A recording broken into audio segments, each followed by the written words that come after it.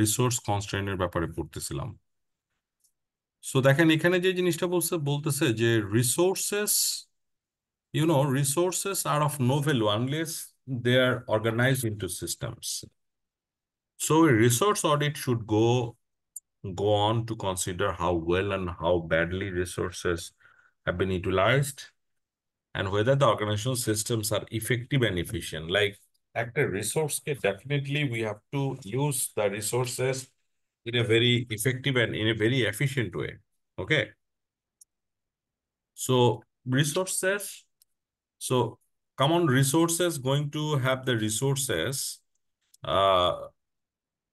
We should have the technical resources, we should have the processes for new development, new product development, how the new product would be developed, how to serve, ability to serve the customers efficiently, and how customers could be handled efficiently. That's another important part.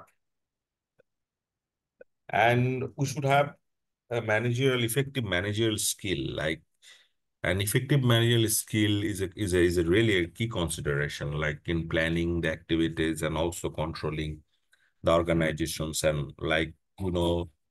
also to motivate the staffs. So resources should have the organization structure, because organization structure is critical. Uh, uh, you know, brand management brand management should facilitate communications and decision making.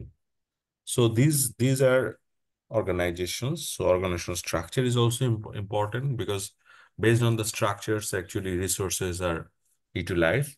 And finally, information and knowledge systems. Of course, it has a strategic role of the resource utilizations, because we do not have the informations and particular knowledge systems, so there should not be any strategical role. So once we don't implement the strategical role, I think the resources would be difficult to be difficult to integrate. Okay. So এখানে 9M এর একটা মডেলের কথা বলেছে। এটা আসলে basically মানে রিসোর্সকে কিভাবে, I mean resource and sources of competence to be evaluated, how resource to be evaluated, সেজন্য এখানে 9M এর একটা পার্টিকুলার চেক লিস্টের কথা বলেছে। সো এখানে machinery, makeup, management information, markets, material, men and women, methods, money. So 9MN এখানে সবচেয়ে most critical factor is like we could have the limiting factor. আপনারা জানেন যে resource itself has a limiting factor. So limiting factor which at any time over a period may limit the activity of an entity, often occurring where there is a shortage or difficulty of availability. যখনই particular কোনো রিসোর্সের shortage থাকে বা lack of availability থাকে, whatsoever, এগুলা হবে, that should be the limiting factor of the entity. Okay. So এখানে যেটা বলছি, in the short term a business must make best use of the resources every time, even কি short term and long term. আপনার resource যেহেতু limiting factor, এটার use must be the best use of it. And in the long run, company may wish to reduce the shortfall by obtaining one or more resources. আচ্ছা, বলতেছে যে long টার্মে company তার shortfall reduce করতে পারে definitely, যদি সে এক বা একাধিক রিসোর্স অবটেইন করতে পারে। And it has to also redesign a product to to use less machine time. এখানে যেমন বলতেছে যে মেশিন টাইম কমানোর জন্য একটা প্রোডাক্টকে ডিজাইন করা, economise on use by reconsidering the activities consuming the resources. All this things are pretty going on. আচ্ছা, দেয়ার আফটার দ্য বেঞ্চমার্কিং বলতে আপনারা কি বোঝেন? এটা তো আপনাদের জানা উচিত মনে হয়। বেঞ্চমার্কিং একটা স্ট্যান্ডার্ড বোঝায় আর কি। বেঞ্চমার্কিং বলতে আপনাদের আপনাদের বেঞ্চমার্কিং সম্পর্কে কোনো আইডিয়া আছে? Do you have any idea about benchmarking?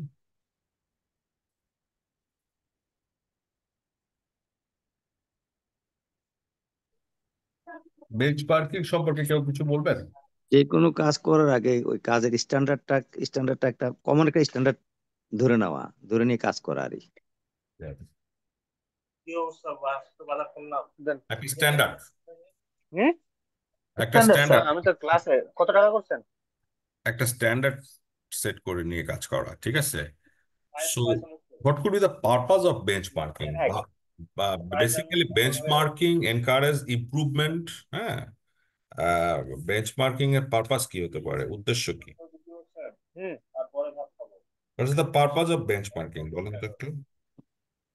Benchmark benchmarking এরকম কি করা করা ছাড়া যায়? কোনো কাজ করাটা আচ্ছা, করলে কোন একটা উদ্দেশ্য নয়েজ কিন্তু আসতেছে দেখেন, কেন? কার কার ইয়ে থেকে নয়েজ একটা আসতেছে দেখুন। অ্যাডভান্টেজ থাকা উচিত যে আমি একটা মানে একটা উদ্দেশ্য থাকবে, পারপাস থাকবে যে আমি কাজটা করব। কাজটা হ্যাঁ, কি কিরকম হবে, কিরকম মডেল হবে, বা কিরকম ধরন হবে, কিরকম মানে কতদিন লাগবে, কি অবস্থা, একটা আগের পূর্বের কোনো কিছুকে স্ট্যান্ডার্ড ধরে সেইটার দিকে আমি যাব। তো সেইটাকে সেই যেটা ধরে আমি কাজটা করব সেটাই বেঞ্চমার্ক। এবং সেটাকে ধরে কাজটা করার জন্য যা যা করণীয় সেটা করতে হবে। তার মানে বেঞ্চমার্কিং ছাড়া যে কোনো কাজ আমরা যদি করতে যাই, এটা আসলে স্ট্যান্ডার্ড লেস হবে, মানে স্ট্যান্ডার্ডটা মেনটেন হবে না। I see, your right. So what could be the benefits, এই বেঞ্চমার্কিং এর কারণে আমরা কি সুবিধা পেতে পারি? এটা কিন্তু খুব important, benchmarking is very very important for exam. তো বেঞ্চমার্কিং এর কারণে আমরা কি সুবিধা পেতে পারি? আমাদের এফিসিয়েন্সি লেভেলটাকে বাড়াইতে পারি কিনা দেখেন, আমরা যখন দেখবো যে এটা আমাদের স্ট্যান্ডার্ড। হ্যাঁ। যেমন So, আমি আপনার ধরেন একটা আপনার একটা সিএ ফার্ম আপনি দিলেন, হ্যাঁ। এখন আপনি একটা ধরে নিলেন আপনার প্রতিষ্ঠানটা আরআরএস করবেন, তাহলে এটা একটা স্ট্যান্ডার্ড। হ্যাঁ, সেইটাকে যদি আমি ধরি যে এটা আমার আলটিমেট গোল, এইভাবে যাব, তাহলে জি জি, ওদের যে বিষয় ভালো মন্দ বিষয়গুলো আছে সেটা সোয়াপ অ্যানালিসিস করে সেটা আমি দেখবো যে আমি আমার সোয়াপ এবং তার সোয়াপটার সাথে পার্থক্য করে দেখবো কোথায় আমার শর্টকামিজ আছে, কোন কোন জায়গাগুলোতে আমার ইমপ্রুভমেন্ট দরকার। এবং এই যে অ্যাডভান্টেজটা তো আমি পাচ্ছি, কারণ আমি যদি একটা বেঞ্চমার্ক না ধরি তাহলে অ্যাডভান্টেজটা কোনো বের করতে পারতেছি না। আমি কি কি অ্যাডভান্টেজ আমার লাগবে সেটা বের করা যাবে, কি কি জি ডিসঅ্যাডভান্টেজ আছে সেগুলো বের করে সেগুলো আমি সলিউশনে দিতে পারবো। সুতরাং জি, বেঞ্চমার্ক ছাড়া যে কোনো কাজের সাকসেস আনা এটা খুবই কোয়াইট ইম্পসিবল। ইয়েস। সো একটা হলো competitiveness, it increases the competitiveness, আর একটা হলো it also increases the efficiency. আরেকটা ফান্ডামেন্টাল ইনোভেশন দেখেন, বেঞ্চমার্কিং যখন থাকবে তখন নতুন ideas, business processes, practices has to be encouraged. So it also encourage innovation. আর সবচেয়ে বড় ব্যাপার হলো যে আহ, এটা benchmarking helps the company to set realistic goals for improvement. That is very very important. যেমন আমাদের এক ভাই বললেন আপনি একটা সিএ ফার্ম দিচ্ছেন, সেটাকে একটা আন্তর্জাতিক মানের একটা সিএ ফার্ম দেওয়ার জন্য বা কাজ করার জন্য আপনাকে এখানে কি কি কাজ করতে হবে, হ্যাঁ, কি কি টার্গেট আপনাকে নিতে হবে, সো দ্যাট যাতে করে এটার আপাতত ওভারঅল কোয়ালিটি কন্ট্রোল লেভেলটা ইমপ্রুভ করে, কেমন? সো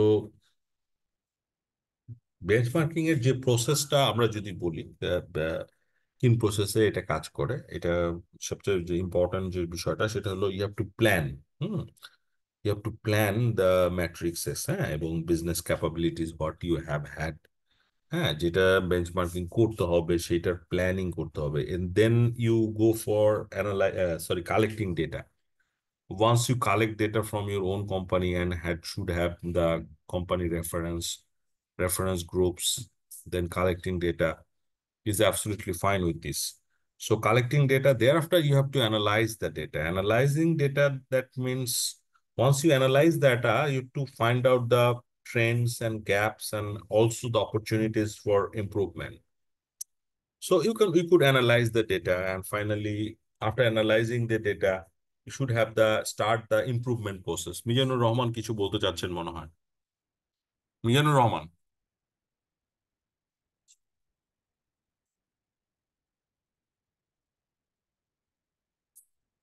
মিজানুর রহমান কিছু বলবেন?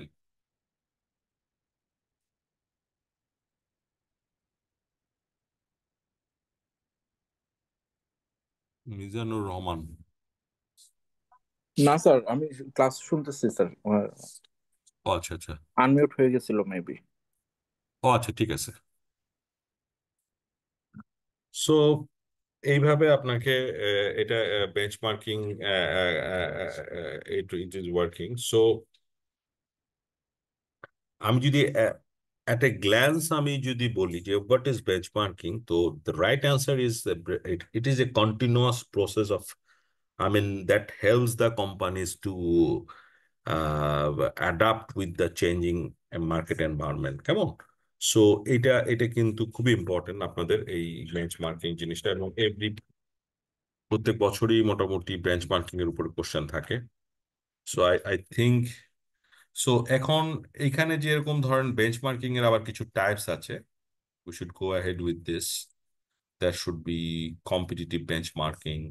There should be best in class benchmarking, যেটাকে activity benchmarking বলে. There should be like internal benchmarking. So benchmarking is really important. Like you see, the historical comparison looks at performance over time to ascertain the significant changes. So benchmarking is critically the best practices which could be implemented. Okay, so benchmarking is really important. So another thing is the generic benchmarking.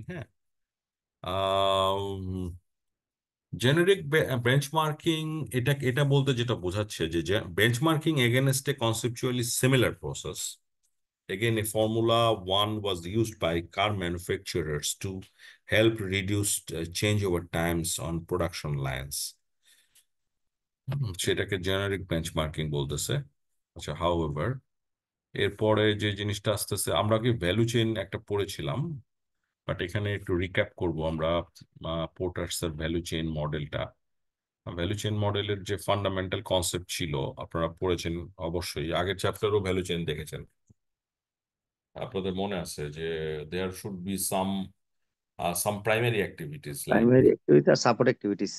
there should be some primary activities. In order to support the primary activities, you again have to have some support activities. So primary activities and support activities all together, actually they're actually having in the same horizon. Like এখন আমাদেরকে দেখতে হবে যে what could be the primary activities. Primary activities এর মধ্যে inbound logistics, operations, outbound logistics, marketing, sales and services. So these are the core activities. এই activities গুলোকে যদি আমরা কিছু সাপোর্ট অ্যাক্টিভিটির সাথে আমরা অ্যালাইন করতে পারি, সেটাই হবে আমাদের টোটাল ভ্যালু চেইনের মডেল। সো এখানে দেখেন, একটা যদি input value creating output to customer বলতে, একটা ফার্মের মূলত কি করে, একটা বিজনেস কি করে, যে ওরা তো কিছু প্রাইমারি অ্যাক্টিভিটিস করে ডেফিনেটলি, তাই না? র ম্যাটেরিয়াল সোর্সিং করে, তারপরে এই যে ধরুন আমরা আমরা একটু দেখি যে এগুলা প্রাইমারি অ্যাক্টিভিটিস গুলো কি কি। দেখেন তো এটা আমরা, সো প্রাইমারি অ্যাক্টিভিটিস বলতে এখানে দেখেন ইনবাউন্ড এর কথা বলতেছে। ইনবাউন্ড এর মধ্যে কি কি কি কি অ্যাক্টিভিটিস আছে? Receiving, handling, storing inputs to the production systems. All these are inbound logistics. There should be an operations like convert resource input into the final product or service. That is the conversion of input into final product. That is the person operations, like how the product are getting produced আর কি, যেটাকে আমরা operational ইয়ার কথা বলছি। তারপর এরপরে ধরেন outbound এর মধ্যে যেটা পড়তেছে যে when you go for storing the product and distribution to the customers, like packaging, warehousing, all these things are actually storing the product and distributing to the customers. That is very important, like outbound logistics. And thereafter, marketing and sales, informing customers about the product. You just inform the customers about the product, like persuading them to buy it again.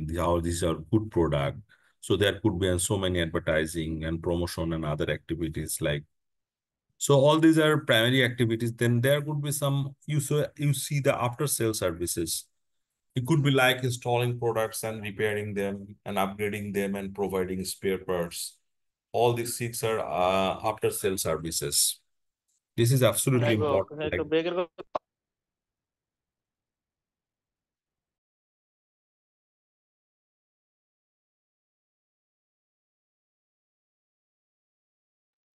আচ্ছা, হোস্টটা কে এখানে একটু বলবেন তো আমাকে? আসসালামু আলাইকুম sir. Sir আমি join করেছি স্যার। আচ্ছা, আপনার হোস্ট কে এখানে? আমি স্যার মামুন স্যার। ও মামুন, আপনি আমাকে মিউট করলেন কেন? স্যার মিউট করি না তো, আপনাকে স্যার পোস্ট করলাম, তাহলে মনে হয় চাপ পড়ে গেছে আর কি স্যার। ও পোস্টটা ছুটে গেছিল তো স্যার, ওই ক্লাস ক্যাপ্টেন মনে হয় ফোন করছিল। আচ্ছা আচ্ছা আচ্ছা আচ্ছা, ঠিক আছে, থ্যাংক ইউ মামুন। আজকে একটু নেটওয়ার্কে ডিস্টার্ব করতেছে মামুন, বুঝছেন? জি স্যার। তার মানে আমরা যেটা বুঝলাম, যেটা আপনার ভ্যালু চেইনে, সেটা হলো প্রাইমারি অ্যাক্টিভিটিস এর ভিতরে আছে ইনবাউন্ড লজিস্টিক, হলো activities which is directly related with before sales, before manufacturing, yes yes. Bipul manufacturing. আর ম্যানুফ্যাকচারিং, আফটার ম্যানুফ্যাকচারিং যে কাজটা হয় সেটা অপারেশনাল অ্যাক্টিভিটিস। এটা অপারেশনাল অ্যাক্টিভিটিস এর পরে আস্তে আস্তে আউটবাউন্ড লজিস্টিক, মানে হলো ম্যানুফ্যাকচারিং হয়ে গেল, এখন এগুলা সেলস করা এবং সেলস সংক্রান্ত যে বিশাল কাজগুলো আছে সেগুলা করা যায়, স্টোরিং করা, আবার এগুলা স্টোর থেকে আবার এগুলা বিভিন্ন ডিস্ট্রিবিউশন চ্যানেলে বিতরণ করা, এগুলার কাজগুলো আউটবাউন্ড লজিস্টিক। আর মার্কেটিং এন্ড সেলস হলো টোটাল মার্কেটিংটা কিভাবে করা যায় এবং এটাকে কিভাবে মার্কেটিং করে কিভাবে মানে আপনার আহ, বাড়ানো যায়, সেলসটা বাড়ানো যায়, কিভাবে পেনিট্রেশন বাড়ানো যায়, মার্কেট পেনিট্রেশন ইত্যাদি নিয়ে কার্যক্রম। আর আফটার সেল সার্ভিস তো হলো যেটা হলো বিক্রি করার পরে যে যে কমিটমেন্ট থাকে বিক্রি করার সময়, যে আমি ভাই 1 বছরের ওয়ারেন্টি বা গ্যারান্টি দিলাম সেই সার্ভিসটা, এই তো। জি জি জি জি জি। এবং এটার সাথে ট্যাগ করে আবার সাপোর্ট অ্যাক্টিভিটিস আছে। হুম। যেমন প্রাইমারি অ্যাক্টিভিটিসকে সাপোর্ট দেওয়ার জন্য there could be some support activities Manjur, like ধরেন you purchase inputs, like আপনি র মেটেরিয়াল আই মিন কিনতেছেন, সেই লেভেলে যে ইনপুটস দেওয়া, ঠিক আছে, human resource, like human resource আর রিকোয়ার্ড। এই প্রাইমারি অ্যাক্টিভিটি তো এমনি এমনি হবে না, তাই না? এটা তো হিউম্যান রিসোর্সের দরকার আছে। সো একটা অপারেশন করবেন, তাই না? এখানে টেকনোলজির ব্যাপার আছে, ইনফ্রাস্ট্রাকচারের ব্যাপার আছে, রাইট?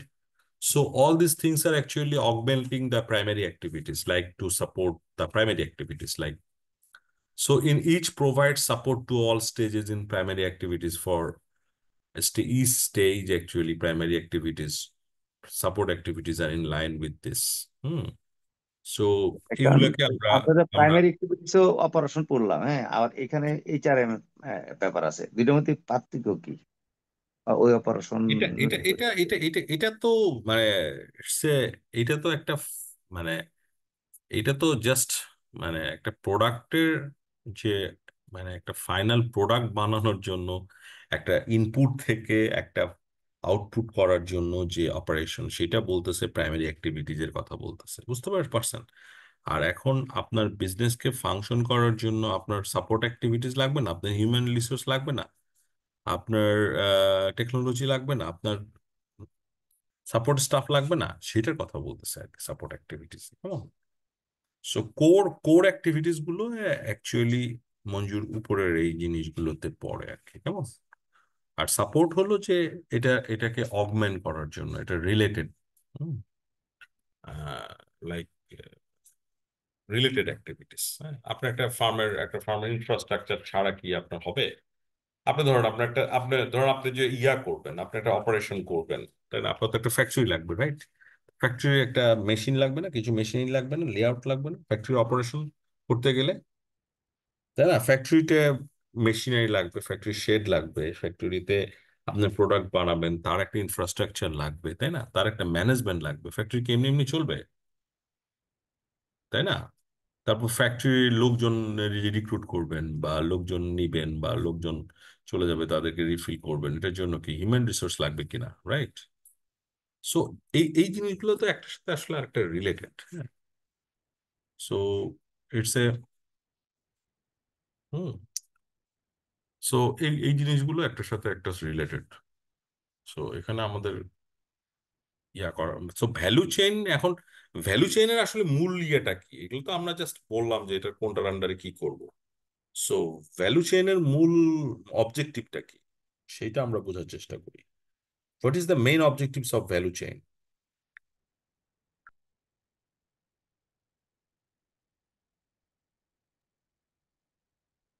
সেটা আমরা বলতে পারবো মঞ্জুর? ভ্যালু হুম, চেনের মূল অবজেক্টিভ। এটাই তো জানা দরকার। তো ভ্যালু চেন পড়তেছি কেন আমরা? ভ্যালু চেন দিয়ে কি করবো আমরা? এটা কি কাজে লাগাবো? তো আমরা সবাই জানি এই ধরনের ইনবাউন্ড অ্যাক্টিভিটিস থাকে, আউটবাউন্ড অ্যাক্টিভিটিস থাকে, তাই না? এই ধরনের স্যার ভ্যালু অ্যাড করা। হ্যাঁ, অফকোর্স ভ্যালু অ্যাড করা। ভ্যালু অ্যাড ছাড়া তো মূল একটি ভ্যালু চেইন আমাদেরকে আসলে হেল্প করে। প্রথমত তো ভ্যালু চেইনের মাধ্যমে আমরা এফিসিয়েন্সি বাড়াতে পারি। এটা হলো আমাদের মূল যে যে জায়গাটা, হ্যাঁ, যে কোম্পানি তার জায়গাগুলো খুঁজে বের করতে পারে যে what could be the probable inefficient areas, হ্যাঁ, তার ইনএফিশিয়েন্ট এরিয়াস গুলো কি কি, হ্যাঁ, এবং সেই ইনএফিশিয়েন্ট এরিয়াগুলোতে কিভাবে দে কুড রিয়েলি ইমপ্রুভ, হ্যাঁ, সে সেটাকে কিভাবে ইমপ্রুভ করতে পারে, হ্যাঁ, how to improve the inefficient areas. সেটা তো কি মৌটুসি বললেন মনে হয়, তাই না? রাইট, এটা হতে পারে। আরেকটা হলো যে ভ্যালু চেইনের মূল অবজেক্টিভ, আরেকটা অবজেক্টিভের মধ্যে যেটা বলতে পারি আমরা, সেটা হলো তার যে কস্টিং যে ব্যাপারটা, হ্যাঁ, সবসময় সে চেষ্টা করবে যে how to reduce West and improve efficiency. কারণ এই যে এই পুরো জিনিসটাই তো আসলে অর্গানাইজেশন প্রোডাক্ট কি বলতেছে, এখানে তো পুরো জিনিসটা একটা ইন্টিগ্রেটেড একটা মডেল, রাইট? তো সো এখানে রিডিউসিং ওয়েস্ট, তার ওয়েস্ট যাতে কখনো বেশি না হয়, সে কখনো how they could improve the efficiency, that is also important, like to increase the value. So we have to increase the value, at the same time we have to decrease the cost. So এইটা আর কি। আর আরেকটা ব্যাপার হলো যে value চেইনের আরেকটা objectives আছে, number 3। সেটা হলো value chain by enhancing the customer experience, a company can differentiate it from its competitors. So value চেইনের মাধ্যমে অ্যাকচুয়ালি আপনি আপনার কোম্পানিকে you can you can you can you can differentiate, মানে আপনি আপনার কোম্পানিকে অন্য কোম্পানি থেকে আপনি আলাদা আলাদা করে দেখাইতে পারবেন, বা আলাদা করে প্রমাণ করতে পারবেন যে আপনি যে রিয়েলি অ্যাকচুয়ালি ভ্যালু চেইনের কারণে আপনার যে ডিফারেন্সিয়েট করতে পারবেন সেই জিনিসটা, you are really different from competitors, your product is different, your operation is different, your service is different, so your all activities are really different because you have value adapted value chain analysis. Value chain অ্যাপ্লিকেশনটা কি, এটা কি আমরা যে কোনো manufacturing করার আগেই সব পুরো ব্যাপারটা মাথায় আনবো, যে আমরা ম্যানুফ্যাকচারিং করতে গেলাম না, করার আগে এগুলা ভ্যালু চেইন নিয়ে চিন্তা করলাম, এরকম না করার পরে চিন্তা করবো? এটা তো আপনি কি দেখলেন মডেলে, কি দেখলেন? মডেলটা কি দেখলেন? মডেল কি বলে মঞ্জুর? মডেল কি বলে? মডেল তো আমি যেটা বুঝতেছি সেটা হলো তাই মানে আপনি তো যদি আগেই সবকিছু করে ফেলতেন, আগে যা চিন্তা করবেন সেগুলো তো আসলে R&D স্টেজে, তাই না? জি জি। বাট এটা তো আসলে R&Dর কথা বলছে না, তাই না? এটা তো আসলে একদম মানে ইন অপারেশনের কথা বলছে, রাইট? যেটা হলো একদম মানে প্র্যাকটিক্যালি আপনাকে প্রাইমারি অ্যাক্টিভিটির মাধ্যমে কিভাবে আপনি অগমেন্টেড হবেন, এফিসিয়েন্সি বাড়াবেন, সাপোর্ট অ্যাক্টিভিটি কিভাবে প্রাইমারি অ্যাক্টিভিটিকে হেল্প করবে, এবং আপনাকে বলা হচ্ছে যে আপনি প্রত্যেকটা এরিয়া খুঁজে বের করবেন কোথাও আনা ইনএফিশিয়েন্ট এরিয়া আছে কিনা, হ্যাঁ, ইনএফিশিয়েন্ট যেমন ধরেন আমি ইনবাউন্ড লজিস্টিক্সের কথা বলতেছি। সো ইনবাউন্ড লজিস্টিক্সে তো ধরেন এখানে আমাদের অনেক অ্যাক্টিভিটির কথা বলেছে, তাই না? Receiving, handling, storing input to the production system, এবং warehouse, transport, stock control. এখানে কি আমার ইনএফিসিয়েন্সি থাকতে পারে না? পারে।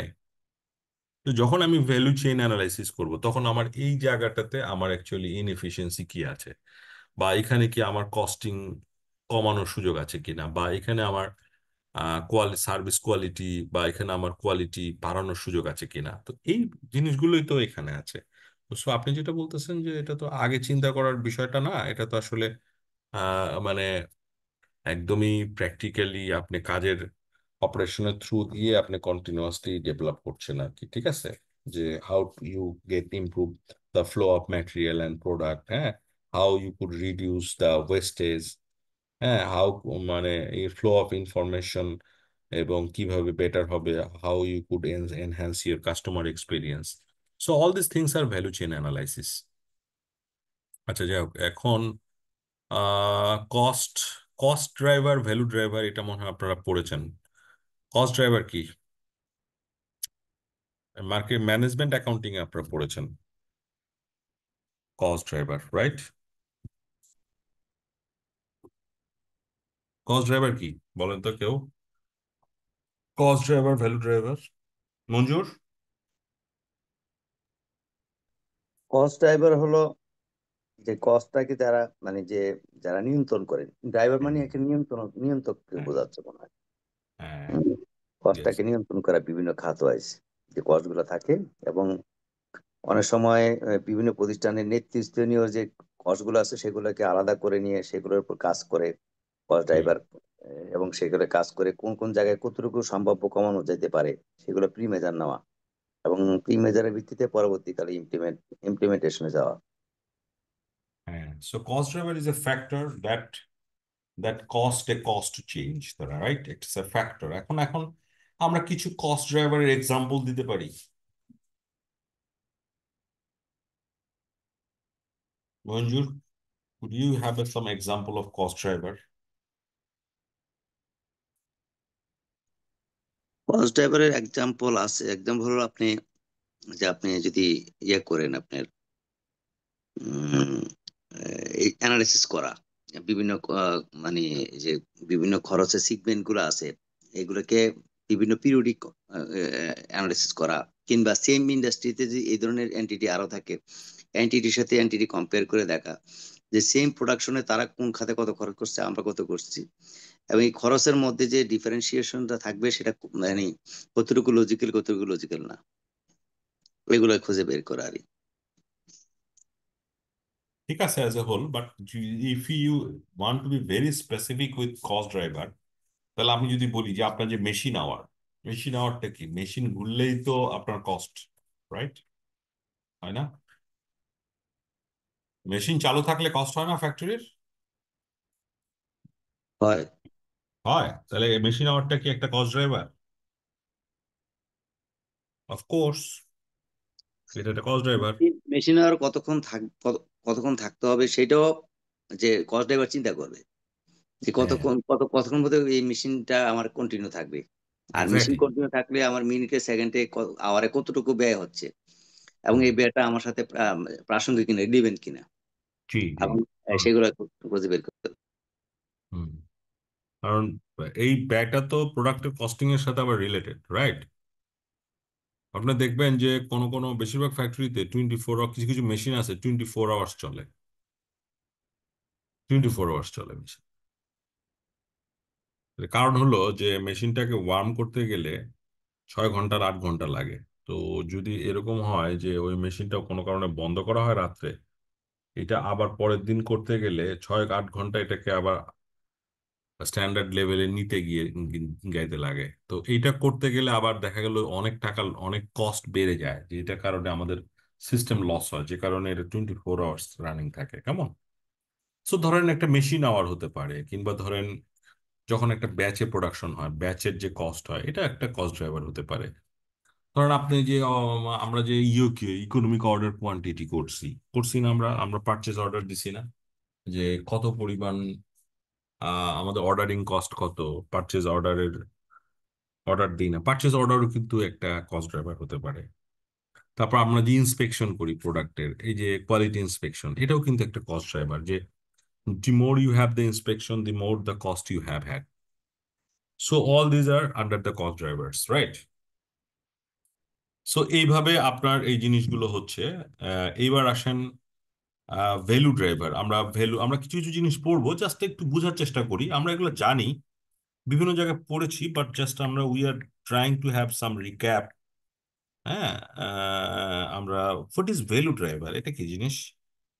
আমরা বইয়ের জিনিস তো আমরা পড়তেছি, আমি প্র্যাকটিক্যালি আপনাদেরকে বোঝানোর চেষ্টা করতেছি অ্যাকচুয়ালি, যে কিভাবে এইগুলার ইমপ্লিমেন্টেশন গুলো করা যায়। তো what is value driver? Faisal বলবেন? আজকে ফয়সাল ক্লাসে নাই। ফয়সাল, আমাদের ফয়সাল নামে একটা ছেলে ছিল, ভেরি গুড। ফয়সালকে দেখতেছি না আজকে।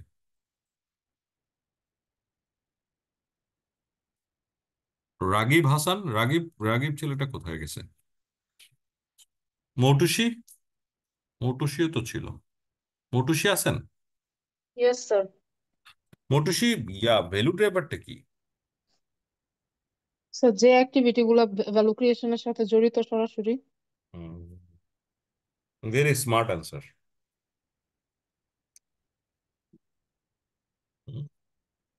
Of course, that increase the worth of a business or product or service or brand. So value drivers are activities or capabilities, okay, that increase the যে বললেন যে worth of a business or product or service or brand, যেটা ultimately এটা it increases the value. হ্যাঁ, so এইটা value সবসময় যে financial টার্মে হবে তা না, অনেক এটা নন ফাইন্যান্সিয়াল টার্মও হতে পারে, ঠিক আছে? যেমন ধরেন একটা customer, to what extent a customer is quite happy with your, I mean what should I say, like customer satisfaction. আপনার কাস্টমার আপনার প্রোডাক্ট দিয়ে কতটুকু স্যাটিসফাইড, হ্যাঁ, your customer satisfaction is also a value driver, you know. So to what extent your product is innovative, আপনার প্রোডাক্টে innovation কিরকম আছে। আমি যদি বলি যে your product innovation is a value driver. But of course, it's a, I mean, non-financials. It's not a financials, but it's a value driver. And another, আমি যদি বলি আপনাদের, আচ্ছা ঠিক আছে, আপনি your company is operating at the simultaneously your rivalries and other companies are also operating.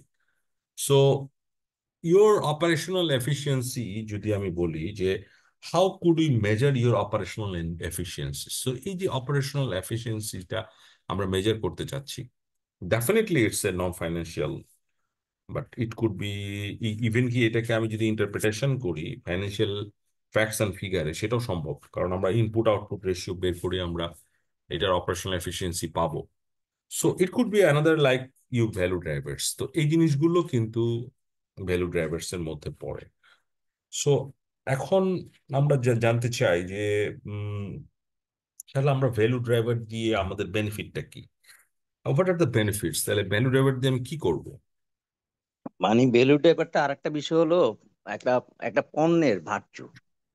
হ্যাঁ, একটা পণ্যের ভার্চু, যেইটার কারণে তার পণ্যটা, এই পণ্যটা বাজারে বাজারজাত করানো হয়। যেমন অনেক সময় পণ্যটার মধ্যে অনেকগুলো গুণাগুণ থাকে যেটা অন্য পণ্যের মধ্যে থাকে না, সেটা সম্পূর্ণ এই পণ্যটাকে আলাদা করে। হুম, হ্যাঁ, যে এবং সেইটাই এই পণ্যটার ভ্যালুটা ক্রিয়েট করে মানুষের কাছে। আমরা হুম, যখন লাইফ বয় লাক্স দেখি, আমাদের দেশি যে সোপ গুলা আছে সমজাতীয়, এগুলোর মধ্যে আসলে ইনগ্রেডিয়েন্ট কোটা খুব একটা পার্থক্য আছে বলে আমার কাছে মনে হয় না। কিন্তু সেখানে ওই যে ব্র্যান্ড ভ্যালু, এটা একটা কাজ করে। তারপরে এটা সবচেয়ে বেশি কাজ করে। আর একটা বিষয় হলো ওই ব্র্যান্ড ভ্যালুতে যে কারণে অনেকের অনেক বিভিন্ন কারণে এগুলো পছন্দ। এই কারণে দেখা যায় এই ব্র্যান্ড ভ্যালুর কারণে অনেক সময় চাহিদা বৃদ্ধি পর্যন্ত লঙ্ঘন হয়। চাহিদা বৃদ্ধি এক্ষেত্রে অ্যাপ্লাই করা যায় না।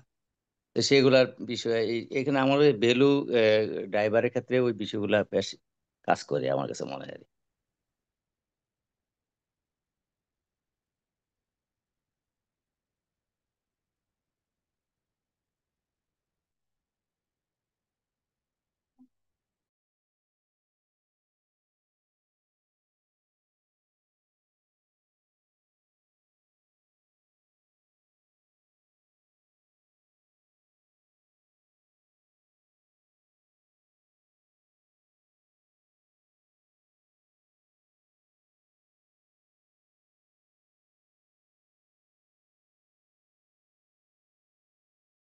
একদম। একটু 2 মিনিটস প্লিজ।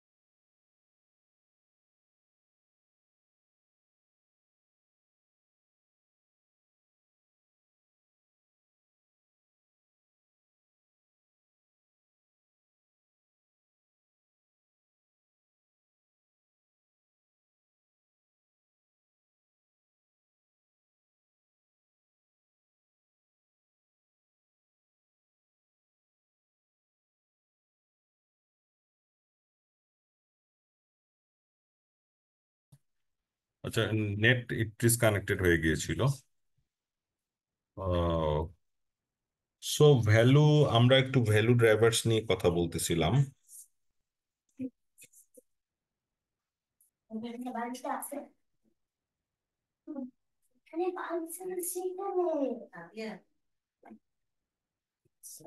কথা বলো না প্লিজ।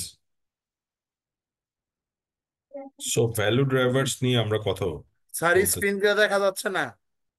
আচ্ছা একটু আমরা স্ক্রিনটা আবার শুরু করি। হুম হুম।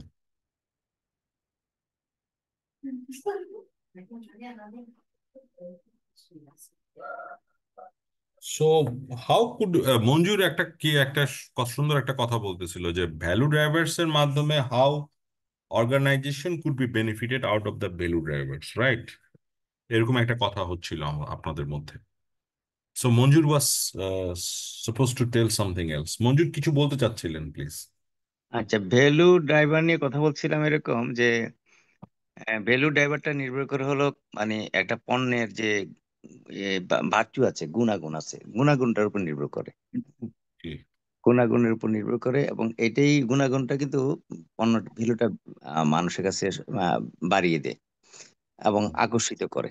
যদি আমরা যেমন বলছিলাম যে লাইফ বয় লাক্স কিংবা আমাদের কেয়া বা অন্য যে সাবানগুলো আছে যেগুলা, এগুলোর মধ্যে কিন্তু ইনগ্রিডিয়েন্ট গত খুব একটা পার্থক্য আছে বলে আমার মনে হয় না।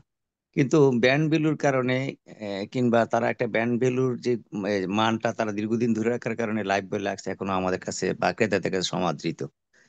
এতে করে দেখা যায় যে এতটা ব্র্যান্ড ভ্যালুর এতটা ইম্পর্টেন্স, এতটা ভ্যালু ক্যারি করে মানুষকে কনজিউমারের ভিতরে যে অনেক সময় দেখা যায় দাম বাড়লেও পণ্যটা দাম বাড়ার পরও এই সেলসে কিন্তু প্রভাব পড়ে না, ওই রকম সেলস প্রায় একই রকম থাকে।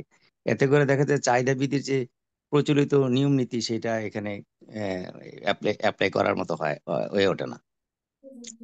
তো এটা একটা ব্র্যান্ড ভ্যালু, আপনি যেটা বলছেন নন ফাইন্যান্সিয়াল কিন্তু উপাদান, কিন্তু আসলে পরোক্ষভাবে নন ফাইন্যান্সিয়াল হইতে পারে, কিন্তু পরোক্ষভাবে এটা কিন্তু তার ব্র্যান্ড ভ্যালু বাড়ানোর ক্ষেত্রে বেশ রোল প্লে করে পণ্যের। সে সেটার কথা বলছিলাম আর কি। জি জি জি, ঠিক আছে, সুন্দর বলছেন, থ্যাংক ইউ আপনাকে। মঞ্জুর, আরেকটা এখানে আমি যে জিনিসটা বলেছিলাম যে প্রথমত value drivers, identify value drivers যেটা বিজনেসকে ডিরেক্টলি হেল্প করে সেটা হলো it could actually increase the new growth opportunities. So যেমন ধরেন আপনার যে ভ্যালু ক্রিয়েশন, ভ্যালু ভ্যালু বাড়লেই তো আসলে বিজনেসের গ্রোথ বাড়বে, তাই না? রাইট? এইটা এইটা আসলে ইয়া করে, এইটা মাথায় রাখবেন প্রথমে যে এটা বিজনেসের গ্রোথটাকে এনশিওর করে। হুম। এবং এইটা এনশিওর করে। আচ্ছা, আরেকটা জিনিস খুবই ভ্যালু ক্রিয়েশনের জন্য খুবই ইম্পর্টেন্ট, এগুলো আসলে খুবই স্ট্র্যাটেজিক কথাবার্তা, তো আসলে প্রত্যেকটা জিনিসই প্রত্যেকটা জিনিসের সাথে কোনো না কোনো ভাবে সেট খায়।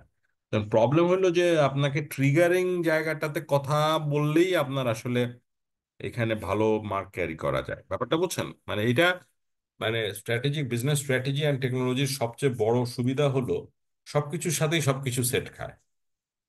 কিন্তু সেট খাইলেও আলটিমেটলি আপনাকে ডিরেক্টলি যে বেনিফিট গুলা দেয় এই জিনিসগুলোকে আপনাকে ফোকাস করতে হবে। ব্যাপারটা বুঝতে পেরেছেন? যেমন আপনি আমরা বললাম যে এটা একটা স্ট্র্যাটেজিক প্ল্যানিং করায়, হ্যাঁ, এটা একটা স্ট্র্যাটেজিক প্ল্যানিং, হ্যাঁ অফকোর্স এটা স্ট্র্যাটেজিক প্ল্যানিং করে, ভ্যালু ড্রাইভার এটা স্ট্র্যাটেজিক প্ল্যানিং করে, নো ডাউট। কিন্তু অ্যাট দ্য সেম টাইম দেখেন, ও শুধু কি স্ট্র্যাটেজিক প্ল্যানিং করে, ও কিন্তু দেখেন এই যে আপনার যে টোটাল ভ্যালু ড্রাইভার, এটা কিন্তু আপনার এই যে রিস্কটাকে সে কিন্তু মিনিমাইজ করে ফেলে। এবং এই যে প্রায়োরিটি, যে কোন অ্যাক্টিভিটিসতে আপনি প্রায়োরিটি করবেন, হ্যাঁ, যেটা কিনা আপনাকে পারফরমেন্সটা আপনার বুস্ট আপ করবে, সেই অ্যাক্টিভিটি গুলোকে আপনাকে প্রায়োরিটাইজ করতে দিবে সে। হুম। তো এবং in fact how you are performing, your organisation is performing with other similar organisation and peer groups, that part of the things that has to be really, I mean, what should I say, yeah, how your business is going to be performing is related to the peers, is really, I mean, demonstrating about the value drivers, কেমন? এর এর এর আগে আমি যেটা প্রথম দিকে বলেছিলাম আপনাদেরকে, যে it could really reveal the financial and non financial যে ভ্যালু ড্রাইভার, সেটাকে আমি বলছিলাম। আসেন আমরা কিছু ভ্যালু ড্রাইভারের এক্সাম্পল নিয়ে কথা বলি। Can you give me some example, like যেমন মঞ্জুর কিছু বলে ফেলেছে, আদার দেন মঞ্জুর কাউকে কি কি কিছু বলার জন্য সুযোগ দিতে পারি আমি? ভ্যালু ড্রাইভারের কিছু এক্সাম্পল বলতে পারেন আমাকে, so I can understand. Arpita অথবা Moutushi, please can you have some example like how value drivers are really working?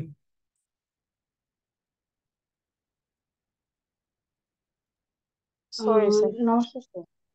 কোনো কোনো কোনো এক্সাম্পল আছে আপনার কাছে?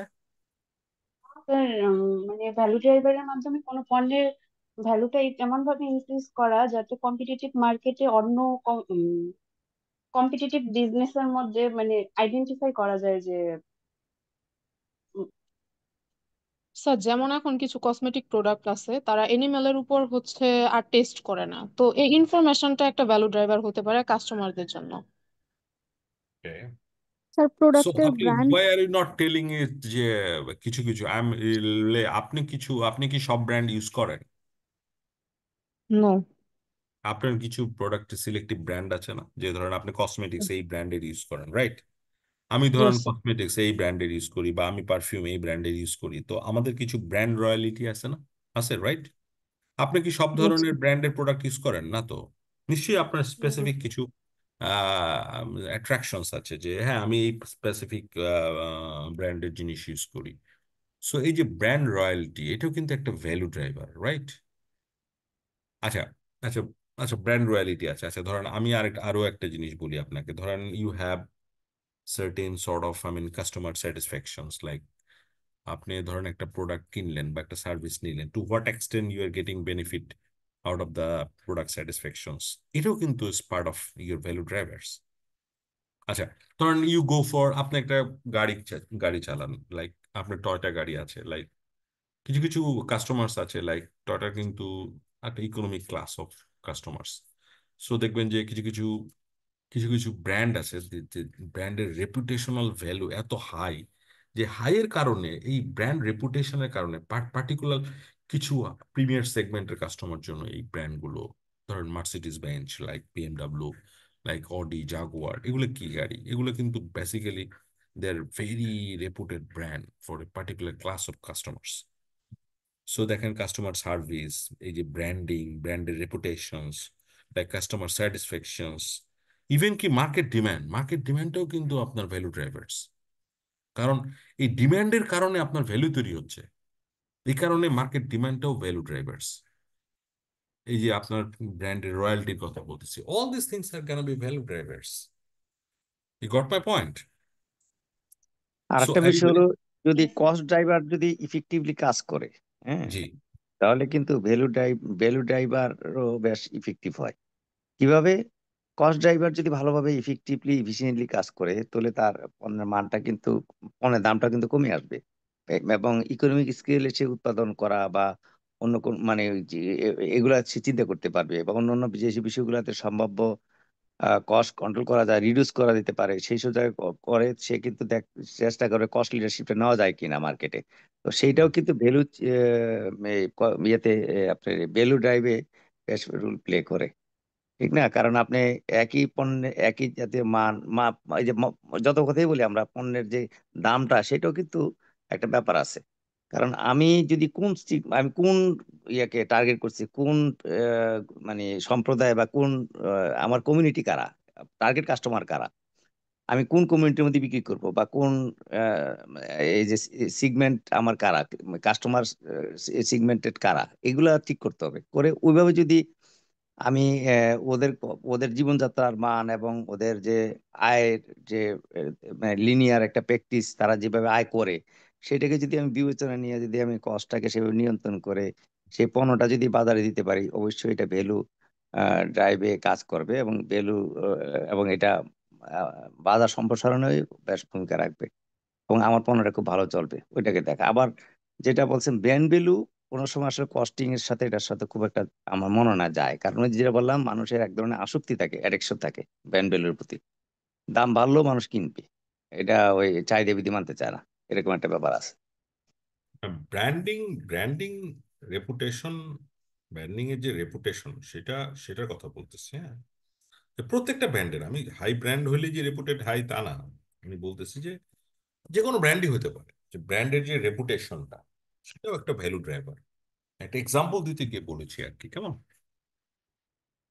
তো এনিওয়ে, আপনার মনে হয়, আই এম শিওর যে আপনারা বুঝতে পেরেছেন ভ্যালু ড্রাইভারটা কি। এখন আমাদের এখানে আমরা ওই ভ্যালু চেইন, এটা কিন্তু আমি বলেছিলাম ওই দিন, আপনার ভ্যালু চেইন অ্যান্ড কম্পিটিটিভ অ্যাডভান্টেজের যে সম্পর্কটা, এটা লিনিয়ার রিলেশনশিপ আছে, আপনাদের সাথে আলোচনা করেছিলাম।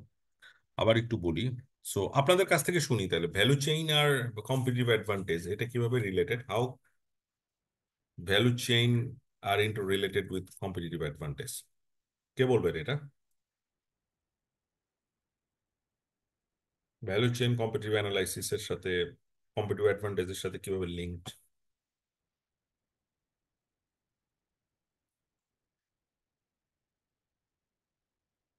কায়সার আহমেদ, কায়সার আছেন? কায়সার?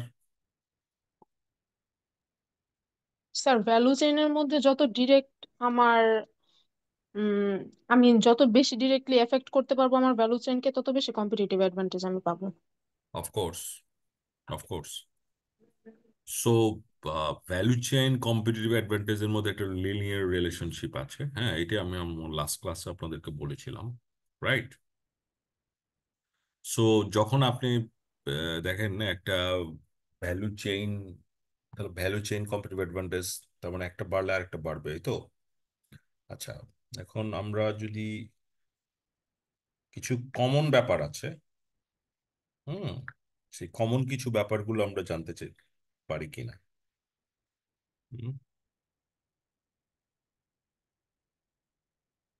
ভ্যালু চেইন আর কম্পিটিটিভ অ্যাডভান্টেজের মধ্যে কিছু কমন ব্যাপার স্যাপার আছে। ধরেন কম্পিটিটিভ অ্যাডভান্টেজ বেসিক্যালি কি হচ্ছে, কম্পিটিটিভ মানে কম্পিটিটিভ অ্যাডভান্টেজের, ধরেন কস্ট লিডারশিপ হতে পারে, কিংবা ধরেন সে প্রোডাক্ট ডিফারেন্সিয়েশন করতেছে, রাইট? এটা ধরেন এই দুইটা আমার কম্পিটিটিভ অ্যাডভান্টেজ সেগমেন্ট। এখন আমি যদি ভ্যালু চেইনের কথা বলি, তাহলে আমার ভ্যালু চেইনে মেনলি কি করছে, ভ্যালু চেইনে তো আমাকে অ্যাকচুয়ালি আমাকে কিছু অপরচুনিটি আইডেন্টিফাই করে দিচ্ছে, তাই না? যে কি অপরচুনিটি কিভাবে আইডেন্টিফাই করতেছে, ধরেন আমাদের এই ভ্যালু চেইনের প্রত্যেকটা যে অ্যাক্টিভিটি গুলো আছে, আপনারা তো দেখলেন, inbound activities, outbound operation, blah blah blah, product primary activities, support activities. So প্রত্যেকটা অ্যাক্টিভিটিকে যখন আমরা অ্যানালাইজ করছি, ওই অ্যানালাইজ, প্রত্যেকটা অ্যাক্টিভিটি অ্যানালাইজ করে কিন্তু আমরা we can excel our, I mean, improve our efficiencies, and we can reduce our cost, and also we can enhance our qualities. Okay, so এই এই এই জিনিসগুলো আলটিমেটলি কি করছে, এই যে এগুলি আমরা মঞ্জুর, আমরা যে ইমপ্রুভ এফিসিয়েন্সি আমি বাড়াচ্ছি, জি জি কস্ট কমাচ্ছি, কোয়ালিটি বাড়াচ্ছি, কেমন, like we are adding more value to the customers, I mean competitive advantage are going on. তারপর আলটিমেটলি কি হচ্ছে, এই ভ্যালু চেইনের মাধ্যমে তো আলটিমেটলি আমি কম্পিটিটিভ অ্যাডভান্টেজটাকেই আসলে আমি আমি হ্যাঁ, অ্যাডভান্টেজ কম্পিটিটিভ অ্যাডভান্টেজ থেকে আমি ক্যাপিটালাইজ করতেছি ভ্যালু চেনের মাধ্যমে। ক্যাপিটালাইজ করতেছি, রাইট? তো সো এইটা এবং আসলে আপনি যে র মেটেরিয়াল কথা বললেন, যেটা যে ইনবাউন্ড লজিস্টিক, যেটা হ্যাঁ র মেটেরিয়াল অ্যাক্টিভিটিস, এটা যদি আমি যদি এখানে ভ্যালু চেনে যদি আমি এমফাসিস করি যে আমার এই র মেটেরিয়ালটা আমি বাইরে থেকে কিনবো না, আমার এটা ব্যাকওয়ার্ড লিঙ্কেজ প্রতিষ্ঠান করলাম, করে ওইখান থেকে প্রকিউর করলাম, তাহলে আমার কিন্তু এখানে আমার ওই সাপ্লাই চেইনটা আমার সবসময় নির্বিচ্ছিন্ন থাকবে, এবং সেটার অ্যাডভান্স, এটা একটা কম্পিটিটিভ অ্যাডভান্টেজ, অন্য আমার কম্পিটিটর এটা নাই, এটা আমার আছে। হ্যাঁ, তাতে আমি কি করতেছি, ইনবাউন্ড লজিস্টিকটা আমার খুব ধারাবাহিকভাবে আসছে এবং খুব কম মূল্যে, মানে যেটা বলে আপনার ইকোনমি স্কিলে আমি হয়তো র মেটেরিয়ালটা আমি ইয়ে করতে পারতেছি, আমার প্রোডাকশনের সাথে অ্যাড করতে পারছি, এটা একটা বিষয়। তারপরে আসেন ম্যান পাওয়ার, অনেক দেশে আছে যে ম্যান পাওয়ার, আমাদের দেশে বা চীনের এরকম অনেকগুলো দেশ আছে যেখানে সংখ্যা, মানে লোক সংখ্যা বেশি, জন ইয়ার তুলনায়, আয়তন স্কোয়ার ফিটের তুলনায় বা ইয়ার তুলনায় অনেক লোকজন বেশি পাস করে। তো সেই সব জায়গায় তো আমার ম্যান পাওয়ার অ্যাডভান্টেজ আছে, কম মূল্যে পাওয়া যায় এবং এবং এই ম্যান পাওয়ারের কারণে আমার এই কম্পিটিটিভ অ্যাডভান্টেজ, এবং এই কম শ্রম লেবার রেট কম হওয়ার কারণে আমি কিন্তু ভ্যালু চেনে এটা অ্যাড করতে পারছি, সেটা একটা ব্যাপার আছে। তারপরে আরো যেগুলো আছে, যদি আমি এই যে ইয়ার কথা বলি, আউটবাউন্ড যে লজিস্টিক, সেখানে যদি আমি বলি যে আমার ডিস্ট্রিবিউশন চ্যানেলগুলো সব নিজের। আমি আমার ডিস্ট্রিবিউটর যারা, তাদেরকে আমি বেতনভুক্ত কর্মচারী হিসেবে ডিস্ট্রিবিউটরশিপ দিলাম, এবং তাদের আমি সবকিছু আমার নিজেরই আয়ত্তে রাখলাম, মানে ওনারশিপ রাখলাম এদের। তো এতে করে কি হলো, এটা একটা কম্পিটিটিভ অ্যাডভান্টেজ, কারণ আমার কম্পিটিটর যারা, তার এটা নাই, এটা আমার আছে। থাকার কারণে কি করছি, আমি মার্কেটে খুব সহসাই আমার উৎপাদিত পণ্যটা বাজারজাত করতে পারছি, এবং মানুষের সরাসরি আমি ভোক্তার কাছে দিয়ে দিতে পারছি, মিডিলম্যানটা কম। এতে করে মিডিলম্যান কম থাকার কারণে আমার কিন্তু কস্ট অ্যাডভান্টেজ যেমন পাচ্ছি, একেবারে কম মূল্যে গ্রাহকের কাছে আমার পণ্যটা পৌঁছে দিতে পারছি। এই একটা advantage. Perfect perfect Manjur, thank you, অনেক সুন্দরভাবে বলেছেন, থ্যাংক ইউ। আমরা মঞ্জুরের জন্য সবসময় ব্লেসিংস থাকবে আমাদের। হ্যাঁ, মঞ্জুর খুব ভালো প্রকাশ করেছেন, সবার জন্য ব্লেসিংস। মঞ্জুরকে থ্যাংক ইউ। হুম। আচ্ছা মঞ্জুর, আরেকটা আচ্ছা, তার স্ট্র্যাটেজিক প্ল্যানিং। আচ্ছা, এখন আমরা একটু চলে যাই আউটসোর্সিং। আউটসোর্সিং কথাটা শুনতে কেমন জানি একটু ইয়া লাগে, মানে আউটসোর্স মানেই হলো আউটসাইড অফ দ্য বিজনেস। হুম। তো এটার কিছু পজিটিভ দিক আছে, মানে এটা আউটসোর্সিং প্রথমেই আসলে জিনিসটা একটু নেগেটিভলি বলা হয়, কারণ it is beyond your capacity, that's why you are outsourcing. Normally outsourcing কথাটা একটু এরকমই শোনায়। আমি জানি না আপনারা আমার সাথে একমত কিনা, মেবি হয়তো আপনার ডিফারেন্ট অপিনিয়ন থাকতে পারে, বাট আউটসোর্সিং কথাটা একটু একটু হলেও আসলে নেগেটিভ পারসেপশন ক্যারি করে। কি কারণে? সে মানে যে রিসোর্স, হুম, আহ, যে অ্যাক্টিভিটি গুলো আপনি আউটসোর্স করছেন, সেই অ্যাক্টিভিটি গুলো আসলে ইন ইনসোর্স করার, বা এই অ্যাক্টিভিটি গুলো আপনার প্রোডাকশনে বা আপনার কম্পিটেন্সিতে বা আপনার যে কি বলবো, হোয়াট শুড আই সে, এটাকে কি বললে ভালো হয়, আপনার কোর অপারেশনের সাথে এটা হয়তো রিলেটেড বা কম কম রিলেটেড, এই কারণে আপনি আউটসোর্স করছেন। আউটসোর্সিং কথাটা এরকমই শোনায়। সুতরাং ইন একটা গ্ল্যান্স আসলে আউটসোর্সিং বলতে আমি বলতে পারি যে থার্ড পার্টি কন্ট্রাক্ট। দেখবেন আপনি আউটসোর্সিং এর একটা খুব গুরুত্বপূর্ণ একটা আপনাকে তথ্য দেই, যেমন বাংলাদেশে যে ব্যাংকস অ্যান্ড ফাইন্যান্সিয়াল ইনস্টিটিউশন গুলো আছে দেখবেন, হুম, ব্যাংকস গুলো কি করে জানেন? তাদের কিন্তু কিছু ব্যাংক মানে কিন্তু সবসময় যে ইনভেস্টমেন্ট করে, হুম, লোন দেয়, হুম, বা এফডিআর নেয়, ঠিক এরকম না। ব্যাংকের কিন্তু এর বাইরেও, এটা ধরেন তার কোর অ্যাক্টিভিটি, লোন দেওয়া নেওয়া কিংবা তার ফরেন ট্রানজেকশন করে, এটা তার কোর অ্যাক্টিভিটির মধ্যে পড়ে। কিন্তু এর বাইরেও তার কিছু নন কোর অ্যাক্টিভিটিস আছে, রাইট? এখন সে যদি তার নন কোর অ্যাক্টিভিটিস দিয়ে, তার ইন ইন হাউস রিসোর্স দিয়ে করে, সেটা তার জন্য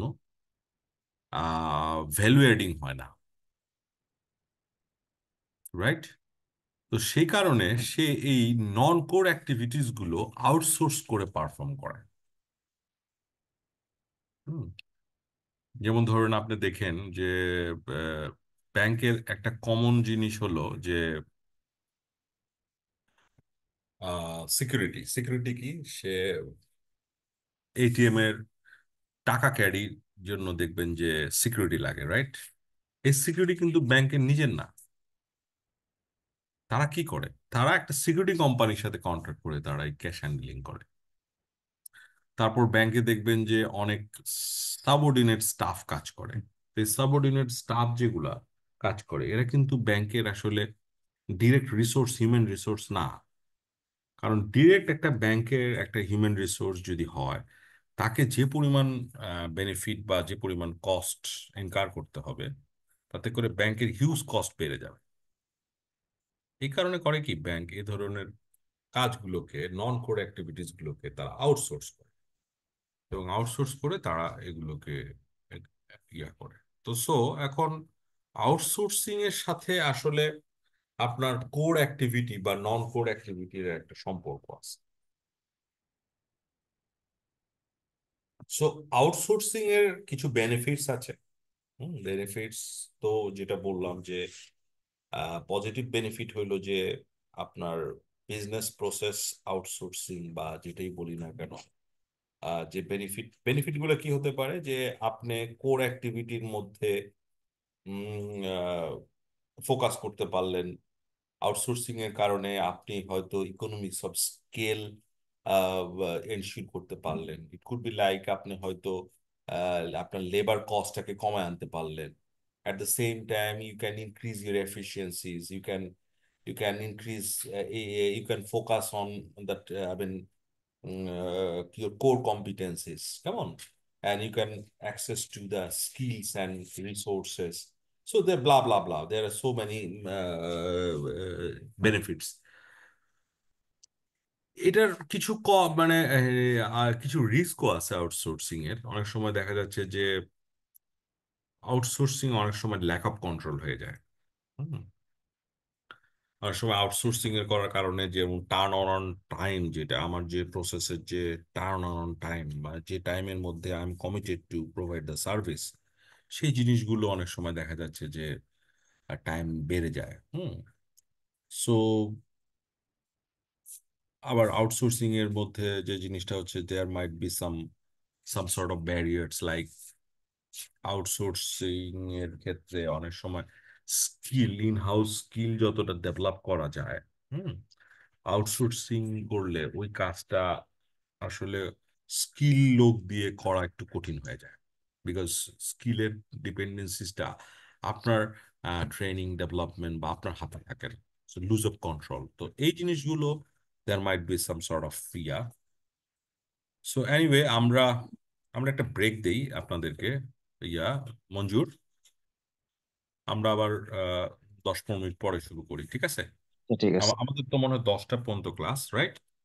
সো আমরা 15 মিনিটসের একটা ব্রেক দিই, ঠিক আছে ভাই? আমরা আবার শুরু করি, ঠিক আছে? Thank you.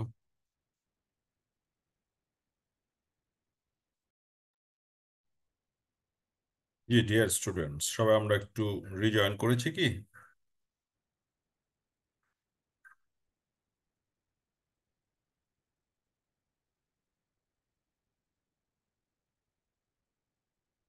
Hormones process strategy matrix.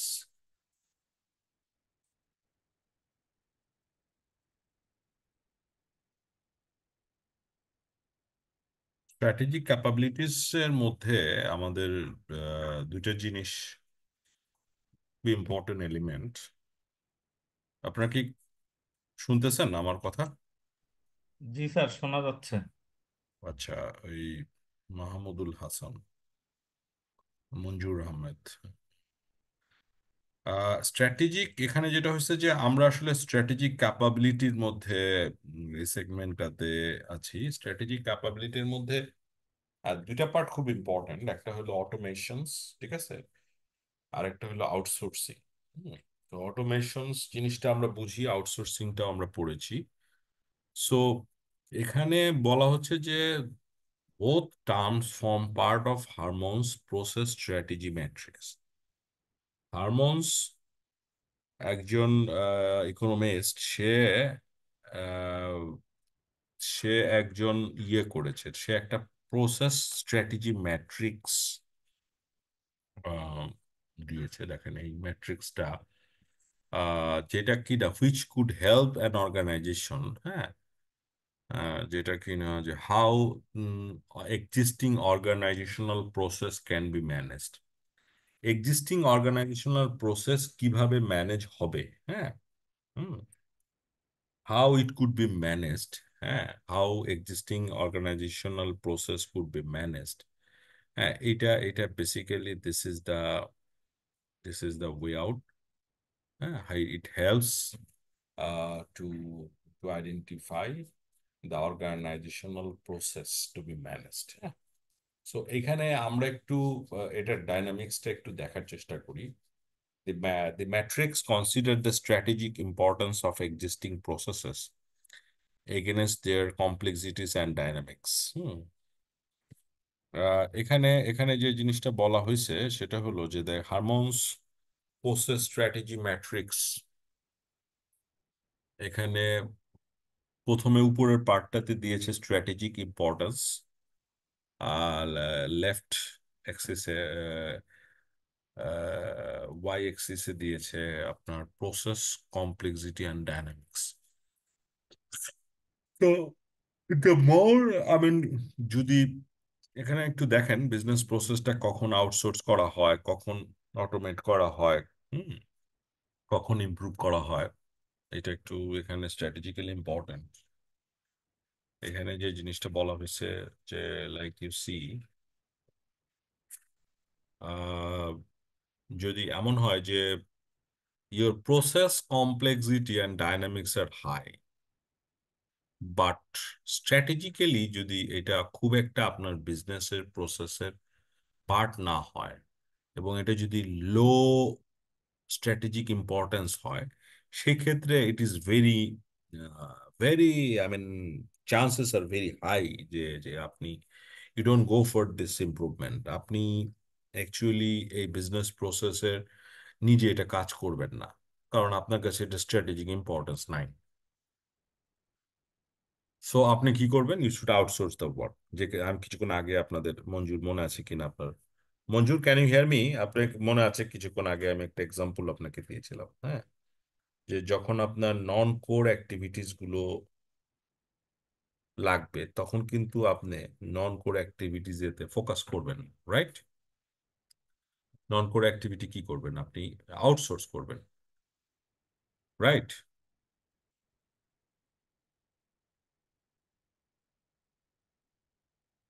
Right মঞ্জুর?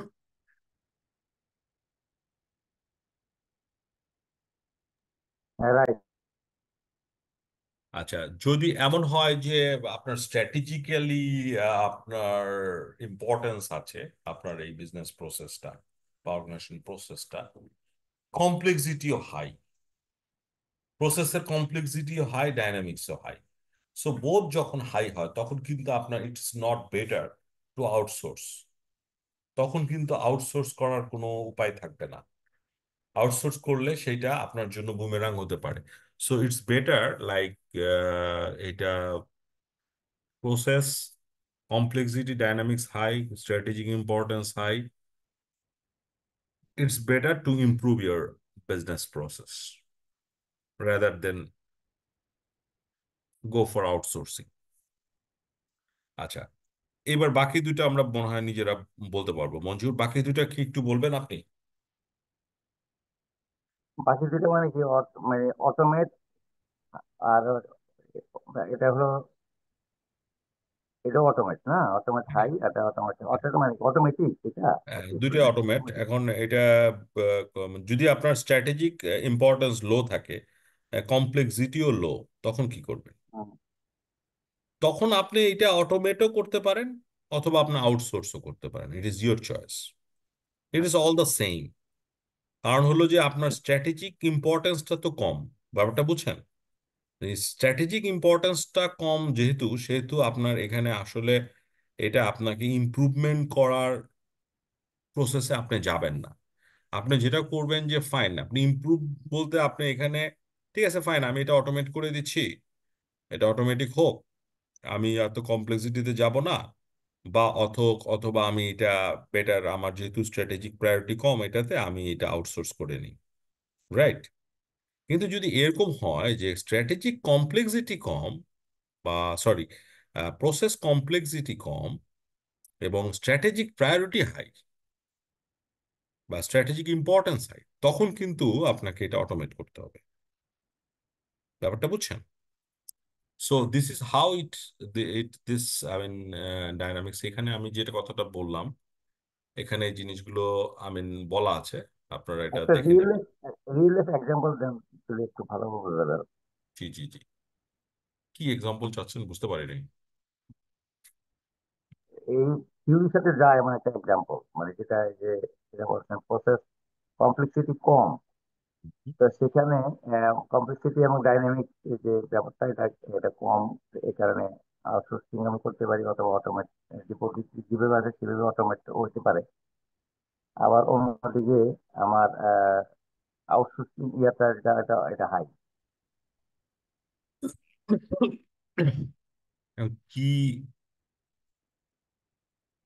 ধরেন এখানে দেখেন আপনি লো, আপনি কোনটার এক্সাম্পল চাচ্ছেন, মানে লো, লো টু লো, না লো টু হাই, না হাই টু লো, মানে কোনটা চাচ্ছেন এখানে? ধরেন হাই টু হাই চাচ্ছেন, হাই টু হাই, না, low to low. Low to low চাচ্ছেন। দেখেন লো টু লো এখানে কি বলছে, লো টু লো তো বলছে যে আপনার এখানে একটা এক্সাম্পল আছে অলরেডি। দেখেন ধরেন আপনার এটা আহ, যে অনেক অর্গানাইজেশন আছে ওরা কি করে, চ্যাটবোট ইউজ করে লাইক কাস্টমার কোয়ারি হ্যান্ডেল করার জন্য। কথাটা বুঝছেন? হুম। অনেক সময় তারা third party call centre use করে টু হ্যান্ডেল কাস্টমার কোয়ারিজ। কথাটা বুঝছেন? এখন তাদের কাছে হয়তো কাস্টমার কোয়ারিজ গুলো হ্যান্ডেলিংটা তার কাছে হয়তো স্ট্র্যাটেজিক ইম্পর্টেন্স হয়তো অত বেশি না, রাইট? কিংবা তার হয়তো আহ, এইটার কমপ্লেক্সিটি এবং ডাইনামিক্স লেভেল হলো সিম্পল এবং স্ট্রেট ফরওয়ার্ড, যেটার কারণে তার একটা এক্সাম্পল এখানে দিয়েছে। দেখেন যে এই যে দেখেন যে as the organisation has no competitive advantage, they should either be automated through the use of technology. যেহেতু তাদের এটার উপরে কোনো কম্পিটিটিভ অ্যাডভান্টেজ নাই, they should either be automated through the use, তারা এটা টেকনোলজির মাধ্যমে অটোমেটেডও করে ফেলতে পারে। যেমন ধরেন চ্যাটবোটস এর ইউজ করে কাস্টমার বেসিক সার্ভিস কোয়ারি গুলা মিট আপ করা, আর পোটেনশিয়ালিটি তারা এটা আউটসোর্সও করতে পারে, allowing A third party call centre to handle customer queries. এরকম হতে পারে, এটা লো টু লো। আর কোনটা আহ, আর কোনটা জানতে চাচ্ছেন? আর কোনটা এক্সাম্পল? না না, ঠিক আছে। সো আচ্ছা, এইটা গেল। আচ্ছা, শেয়ার্ড, এরপরে shared service centre. Shared service centre, share service centre বলতে কি বোঝাচ্ছে এখানে? Share service center a number of internal transaction processing activities which had previously been conducted in a number of different departments or business units are brought together into one site within an organization. So a number of, I mean, internal transactions processing activities which had previously been conducted in a number of different departments. বলতেছে internal transaction activities গুলা যেগুলা আগে conduct হয়েছিল, পরিচালিত হয়েছিল বিভিন্ন ডিপার্টমেন্টের মাধ্যমে অথবা ইউনিটস এর মাধ্যমে। আচ্ছা, যেটা are brought together into one site within an organization, সেটা পরে তারা একটা সাইটের মধ্যে নিয়ে আসছে। এখন তাহলে শেয়ার্ড সার্ভিস সেন্টার কি করতেছে? How does it work really? Shared service center provides large organization with an alternative to outsourcing activities. সেই অ্যাক্টিভিটি গুলোকে আউটসোর্স করতেছে। Any organizational activity can be considered, can be consolidated into a shared service center. However, activities commonly performed through shared service center include purchasing, human resource management, payroll, and finance. Organizations that have established shared service center have tended to do so in order to realize the overall strategy, which in case of the most commercial entities, often driven by the objectives of reducing cost in order to generate improved profits. The use of standardized technologies and service level agreement have been key enabler of shared servicing. তো দেখেন basically এই share servicing এর অনেক কথা বলেছে, যে একটা organisation, large organisation, how এটা কিভাবে শেয়ার সার্ভিস বা আউটসোর্সিং অ্যাক্টিভিটিস এর মাধ্যমে তারা কিভাবে হতে পারে, মানে অ্যাডভান্টেজিয়াস পজিশনে যাইতে পারে, লাইক তারা কিভাবে purchasing, human resource, pay rule এবং আদার ফাইন্যান্স গুলোকে তারা কিভাবে শেয়ার সার্ভিস সেন্টারের মাধ্যমে করতে পারে। এবং there are some benefits, I mean, এই ধরনের স্পেশাল শেয়ার সার্ভিস সেন্টারের কারণে দেখবেন কিছু কস্ট সেভিংস হয়। যেমন গ্রামীণ ফোন কিছুটা এইটাতে ঢুকতেছে আর কি, কেমন শেয়ার সার্ভিস সেন্টারের মধ্যে ঢুকতেছে। Cost savings of reduced headcount and realization of associate scale from operating into single locations. দেখবেন যে এইটা আমাদের এই শেয়ার্ড সার্ভিস সেন্টার গুলা দেখবেন যে এই যে স্যামসং এর যে সার্ভিস সেন্টার গুলা, হ্যাঁ কেমন, এরা এরা যে সার্ভিস গুলো দিতেছে, সার্ভিস সেন্টার গুলো, এরা শুধুমাত্র যে একটা তাদের জন্য যে ডেডিকেটেড সার্ভিস সেন্টারের মাধ্যমে যে স্যামসাং এর প্রোডাক্টের যে আপনি সার্ভিস পাচ্ছেন তা কিন্তু না। দেখা যাচ্ছে যে আপনার সে অন্য প্রোডাক্টেরও সার্ভিস সেন্টার, মানে সার্ভিস সেন্টারটা কমন হয়ে গেছে, সে একাধিক প্রোডাক্টের সার্ভিস সেন্টার হিসেবে কাজ করছে। সো এই যে সার্ভিস সেন্টার গুলো একাধিক প্রোডাক্টের সার্ভিস সেন্টার, একাধিক কোম্পানির সার্ভিস সেন্টার হিসেবে যখন কাজ করছে, তখন কি হচ্ছে যে তাদের কস্টিংটা কমে যাচ্ছে। তো স্যামসাং কোম্পানির বাংলাদেশে তাদের যে কস্টিং, তারা যদি ডেডিকেটেড একটা সার্ভিস সেন্টার করতো বা একাধিক করতো, তারা কিন্তু এই তাদের কস্টিংটা অনেক বেড়ে যেত। তো তারা এই শেয়ার্ড সার্ভিস সেন্টারের মাধ্যমে তাদের কস্ট সেভিংস করতেছে। এবং আবার দেখা যাচ্ছে যে যেটা হচ্ছে যে মানে ধরেন different different activities are embedded in different parts of an organisation, তাই না? তো বিভিন্ন অ্যাক্টিভিটি গুলো, এই যে নলেজ শেয়ারিং করা, তাই না? এই জন্য এগুলো কিন্তু এই শেয়ার্ড অ্যাক্টিভিটির মাধ্যমে করা সম্ভব। যে ধরেন কোন কোম্পানি তাদের যে পেরুল প্রসেসিং করতেছে কিভাবে করতেছে, এবং পুরা পেরুলটাকে তারা কনসোলিডেট করে তারা একটা নিউ শেয়ার্ড সার্ভিস সেন্টারের মাধ্যমে তারা এই পুরো জিনিসটাকে বেস্ট প্র্যাকটিসেস আন্ডারে নিয়ে আসলো। সো এটাও একটা স্ট্যান্ডার্ডাইজড প্রসেস হতে পারে, হ্যাঁ। So there could be some sort of disadvantage as well, because প্রত্যেকটা জিনিসের একটু সুবিধা অসুবিধা থাকবে। যদি দেখা যাচ্ছে যে আপনার বিজনেস স্পেসিফিক যদি কোনো নলেজ দরকার হয়, ফর সেই স্পেসিফিক নলেজ থাকার দরকার হইলে, তখন আবার এই ধরনের শেয়ার্ড সার্ভিস সেন্টার গুলো খুব একটা ভালো কাজ করে না। ব্যাপারটা বুঝছেন? কারণ ওই পার্টিকুলার প্রোডাক্টের জন্য বা ওই পার্টিকুলার ইয়ের জন্য কিছু স্পেসিফিক নলেজ দরকার, তখন ওই শেয়ার্ড অ্যাক্টিভিটিতে ওইটা হয়তো পাওয়া নাও যেতে পারে। তো এই ধরনের কিছু ডিমেরিটস এর কথা এখানে বলেছে। তো অনেক সময় যে physical distance between the shared service centre and the business centre, business areas আর শেয়ার্ড সার্ভিস সেন্টারের মধ্যে দূরত্ব থাকার কারণে অনেক সময় যে কাস্টমারের সাথে যে রিলেশনশিপ ডেভেলপ করার যে ব্যাপারটা, এটা অনেক সময় উইকেন হয়ে যেতে পারে। There might be weakening the overall relationship, business relationship. So that could be like একটা কাজ হতে পারে। But is supply chain management কেউ বলতে পারবেন? এটা খুব ইম্পর্টেন্ট। সাপ্লাই চেইন ম্যানেজমেন্ট আমরা পড়েছি। Manjur, what is supply chain management?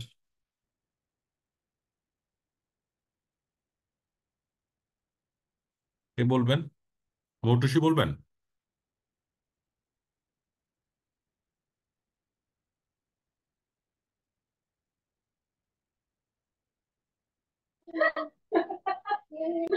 Mahmudul Hasan?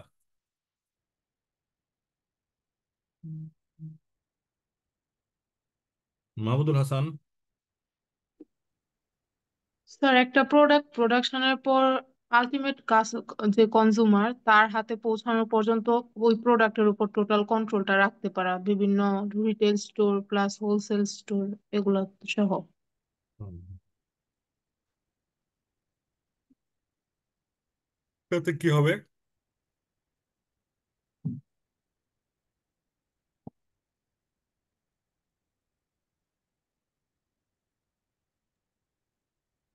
এর ফলে কাস্টমারের দোরগোড়ায় পৌঁছে যাবে প্রোডাক্টটা sir.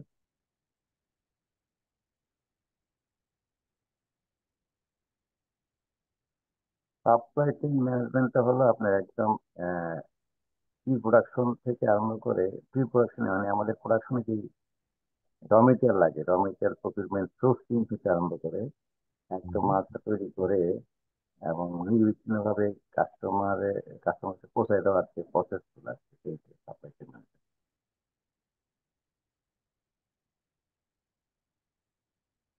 Very good, very good. So কাস্টমারের একদম দোরগোড়ায় পৌঁছে দেওয়া পর্যন্ত যে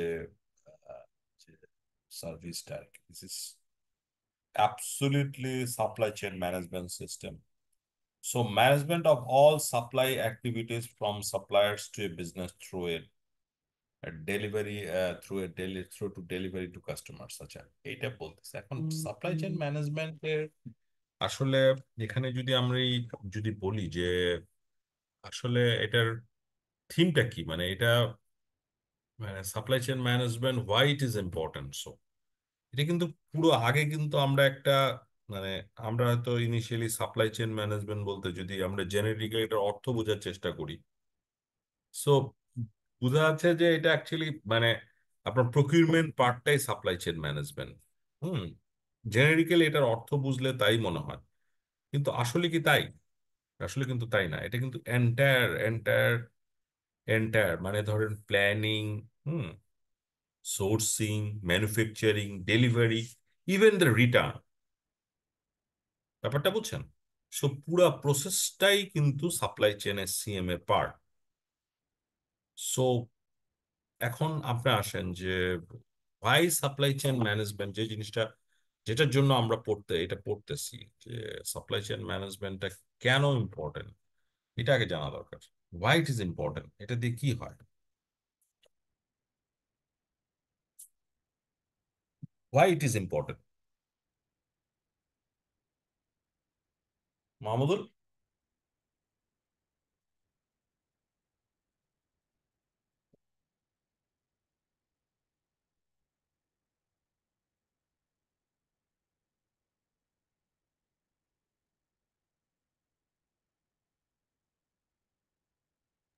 স্যার একটা হোয়াই রিজন সাপ্লাই হতে পারে প্রোডাক্টের উপর, প্রোডাক্ট কোয়ালিটির উপর কন্ট্রোল রাখা in total process. Supply chain management প্রোডাক্টের উপর কন্ট্রোল রাখা, হ্যাঁ হতে পারে। কোয়ালিটি কন্ট্রোল, একটা কোয়ালিটি কন্ট্রোল এনশিওর করে সাপ্লাই চেন ম্যানেজমেন্ট, ইয়েস। আর কি হতে পারে? Best product to customer, best product provide to customer. Best product to the customer part, তার মানে এটা আপনি কোয়ালিটি কন্ট্রোল না বললে আপনি আরেকটা part customer satisfaction, right? Best product to customer মানে এখানে কাস্টমার স্যাটিসফ্যাকশনের ইস্যুটা বললেন, হ্যাঁ এটা একটা সাপ্লাই চেইন ম্যানেজমেন্টের একটা গুরুত্বপূর্ণ দিক। আর কি হতে পারে?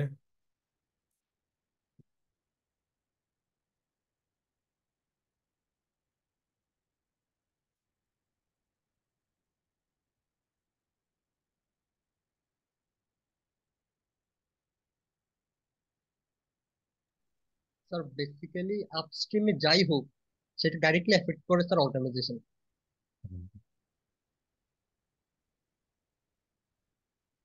না মানে ঠিক আছে, এফেক্ট করবে না। আমরা মানে সাপ্লাই চেইন ম্যানেজমেন্টকে এত গুরুত্ব দিব কেন, মানে আমার তো মানে সাপ্লাই চেইন ম্যানেজমেন্টটা কেন গুরুত্বপূর্ণ আমার এটা জানা দরকার।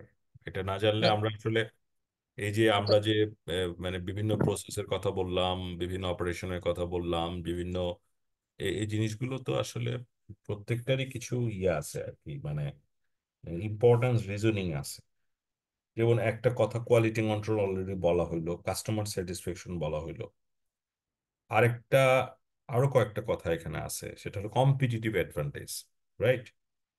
আপনি যদি আপনার যদি ওয়েল ম্যানেজমেন্ট সাপ্লাই চেইন থাকে তাহলে আপনি খুব কুইকলি আপনার মার্কেট চেঞ্জের সাথে আপনি নিজেকে অ্যাডাপ্ট করতে পারেন, রাইট? এবং পাশাপাশি আপনি কম্পিটিশনে আগায় থাকতে পারেন। সো কম্পিটিটিভ অ্যাডভান্টেজ এনশিওর করাও কিন্তু আসলে সাপ্লাই চেইনের একটা কাজ, রাইট? আর কি হতে পারে? কম্পিটিটিভ অ্যাডভান্টেজ বললাম, কাস্টমার স্যাটিসফ্যাকশন বললাম, কোয়ালিটি কন্ট্রোল বললাম, আরো একটা ইনভেন্টরি ম্যানেজমেন্ট, হ্যাঁ inventory quality, management. TQ management, total quality. Sir inventory. Inventory management, হ্যাঁ অফকোর্স ইনভেন্টরি ম্যানেজমেন্ট তো অবশ্যই করবে। কিন্তু ইনভেন্টরি ম্যানেজমেন্ট আসলে ওইটা, হ্যাঁ স্যার ইনভেন্টরি ডিমান্ড, ম্যানেজমেন্ট আমি তো আমার মানে সাপ্লায়ার থেকে ডিমান্ডটা কিরকম আসছে সেটা জানবো স্যার। সাপ্লাই বা আমি যাকে যার কাছে সেল অ্যাকচুয়ালি করছি। মানে যে জিনিসটা হলো যে কস্ট এফিসিয়েন্সির কথা, যেটা আমি বলতে চাচ্ছিলাম আপনাদের মুখ থেকে শুনতে চাচ্ছিলাম, যেটা হলো যে ধরেন যখন আপনি এফিশিয়েন্ট সাপ্লাই চেইন ম্যানেজমেন্ট সিস্টেমে কাজ করবেন, তখন আপনার যে সুবিধাটা আপনি ভোগ করবেন সেটা হলো যে এটা আপনার প্রসেসটাকে ইঞ্জিনিয়ারিং করবে, হ্যাঁ অপটিমাইজ করবে, এবং এই অপটিমাইজেশনের কারণে আপনার ওয়েস্টেজটা আপনার রিডিউস করবে। ইট reduces the wastage. At the same time এই যে আপনার যে লজিস্টিক সাপোর্টটা এটাকে আরো স্ট্রিমলাইন করবে। সো পাঁচটা জিনিস এখানে একটু খেয়াল রাখবেন সাপ্লাই চেইন ম্যানেজমেন্টের মধ্যে। ইনভেন্টরির কথা বললেন, এটা এটা ঠিক আছে, ইনভেন্টরি ম্যানেজমেন্ট ঠিক আছে। এটা আসলে মানে ইনভেন্টরি ম্যানেজমেন্টটা বলতেছেন এই কারণে যে কাস্টমার যাতে রাইট টাইমে রাইট কোয়ান্টিটির প্রোডাক্টটা পায়, এবং কাস্টমারের কোনো কারণেই যাতে কাস্টমারের অর্ডারের এগেনস্টে আমার প্রোডাক্ট দিতে যাতে কোনো রকম দেরি না হয়। হ্যাঁ এই জিনিসটা আসলে ইম্পর্টেন্ট, রাইট? যে প্রোডাক্টের অ্যাভেলেবিলিটিটা ইটস অলসো ইম্পর্টেন্ট। সো আমার মানে প্রোডাক্ট অ্যাভেলেবিলিটি হতে পারে, লাইক আমার কাস্টমার স্যাটিসফ্যাকশন হতে পারে, ইট could be like quality control হতে পারে, ইট কুড বি আমার কস্টের যে এফিসিয়েন্সির কথা বললাম সেটা হতে পারে, ইট কুড বি লাইক অলসো যে কাস্টমার এই যে কম্পিটিটিভ অ্যাডভান্টেজ হতে পারে। এই কথাগুলো খুব সাপ্লাই চেইন ম্যানেজমেন্টের জন্য খুব ইম্পর্টেন্ট। স্যার আচ্ছা, অলসো স্যার ইনভেন্টরি তো স্যার আমার প্রোডাক্টস লাইফ সাইকেলটাকে স্যার প্রভাবিত করছে না হ্যাঁ স্যার আমার। হ্যাঁ হ্যাঁ হ্যাঁ ওইটা আমরা ওই যে প্রোডাক্টের যে অ্যাভেলেবিলিটি, তারপরে যে যে মানে ধরেন কাস্টমার যাতে রাইট টাইমে তার প্রোডাক্টের অ্যাভেলেবিলিটিটা পায়, হ্যাঁ রাইট কোয়ান্টিটি, হ্যাঁ ওইটার মধ্যে আমরা ওটা বলতে পারি, বুঝতে পারছেন যে হ্যাঁ inventory is also part of that. So overall ম্যানেজমেন্টটাই এটা আসলে ইয়াতের মধ্যে পড়ে আর কি। আচ্ছা, আর্কিটেকচার, নেটওয়ার্ক আর্কিটেকচার, এটা আসলে আইটির পড়াশোনা, হ্যাঁ এটা কিন্তু আইটির পড়াশোনা, নেটওয়ার্ক আর্কিটেকচার। সো এখানে আর্কিটেকচার কথাটা আছে। সো আর্কিটেকচার বলতে আমরা আসলে কি বুঝি? হোয়াট ইজ আর্কিটেকচার আর নেটওয়ার্ক আর্কিটেকচার, কি বলে এটাকে? একটা অর্গানাইজেশনের কিছু ইন্টারনাল নেটওয়ার্ক আছে, কিছু এক্সটার্নাল নেটওয়ার্ক আছে, রাইট? So right sir. এখন দেখেন এই যে মানে ধরেন একটা রিলেশনাল কন্ট্রাক্ট যদি হয়, whether it's long term or short term, there's some sort of commitment, right? Both the parties, like contract তো একটা লিগেল। সো লিগেল যখন একটা কন্ট্রাক্ট হয়, ডেফিনেটলি বোথ পার্টির একটা কিন্তু এক্সপেকটেশনের জায়গা তৈরি হয়, রাইট? সো এখানে দেখেন, এখানে এই কথাগুলো বলেছে যে ইন্টারনাল নেটওয়ার্কস। আর্কিটেকচার আর একটা যদি আবেদনই করতে বলতে কমিউনিকেশনটা বোঝায়, ঠিক না? আর্কিটেকচার হ্যাঁ, মানে এক ধরনের কমিউনিকেশন। যেমন ধরেন ইন্টারনাল নেটওয়ার্কস বলতে এখানে যেটা বোঝাচ্ছে যে এমপ্লয়মেন্ট এমপ্লয়মেন্ট কিন্তু একটা কন্ট্রাক্ট, লাইক একটা এমপ্লয়ারের কিন্তু একটা কমিটমেন্ট থাকে, রাইট? সে তা আবার এমপ্লয়িরও কিন্তু একটা লয়াল থাকে, তাই না, রাইট? যে সো দ্যাট তার একটা ক্রিয়েটিভিটি থাকতে হবে, তার একটা উইলিংনেস টু স্যাটিসফাই থাকতে হবে। তো so it is call internal network. আর এক্সটার্নাল নেটওয়ার্ক বলতে যেটা বোঝাচ্ছে যে হ্যাঁ you should have very good relationship with long-term supply contracts. Okay, you should have professional, I mean, knowledge, and যে আমি এক্সটার্নাল পার্টির সাথে আমি কিভাবে ডিল করব, হ্যাঁ how to comply with external parties, and how networks are groups making relational contracts with each other, and who need to do business together in the long run, and I mean depending on common skill base. So definitely internal networks এবং external networks, in both cases actually relationship matters. So এটা এটা এটা ইয়া করে। So এখানে এটা বলা হয়েছে। এখানে দেখেন এই এক্সটার্নাল নেটওয়ার্কটাকে আবার ওরা অনেক কয়েকটা ভাগে ভাগ করেছে। হুম এখানে বলেছে the relationship between firms in a network can be close or distant, or we can model them as follows, like six, এখানে দেখেন আউটসোর্সিং এর কথা বলেছে, যে পারচেজিং আর গুডস এর services, partnership, coordinated integrated activities, অ্যালায়েন্সের কথা বলেছে, যে joint venture alliance and shared ownership.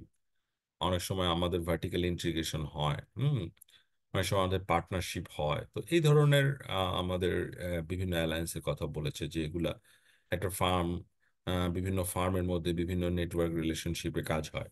Hmm so এখানে ধরেন অ্যালায়েন্স, যে স্ট্র্যাটেজিক অ্যালায়েন্স বলি আমরা, যে কিছু মেম্বার মেম্বাররা মিলে একটা অ্যালায়েন্স করে, হ্যাঁ, একটা স্ট্র্যাটেজিক অ্যালায়েন্স করে, ঠিক আছে, যে কিছু কমন তাদের ওন কমার্শিয়াল ইন্টারেস্ট তারা ফুলফিল করতে পারবে, তারা নিজেদের মধ্যে হয়তো একটা ব্যবসা করতে পারবে, কিংবা নিজেদের নিজেদের যে কমার্শিয়াল অ্যাক্টিভিটিস গুলা সেগুলোকে তারা পার্সু করতে পারবে। তো এরকম strategic alliance হয়। Sometimes there might be joint participation between, I mean, partnership for two or more organization in the serving of a market or project. Hmm. It could be happen like the close interrelationship of operations and exchange of staff and mutual trust and commitment to working with each other.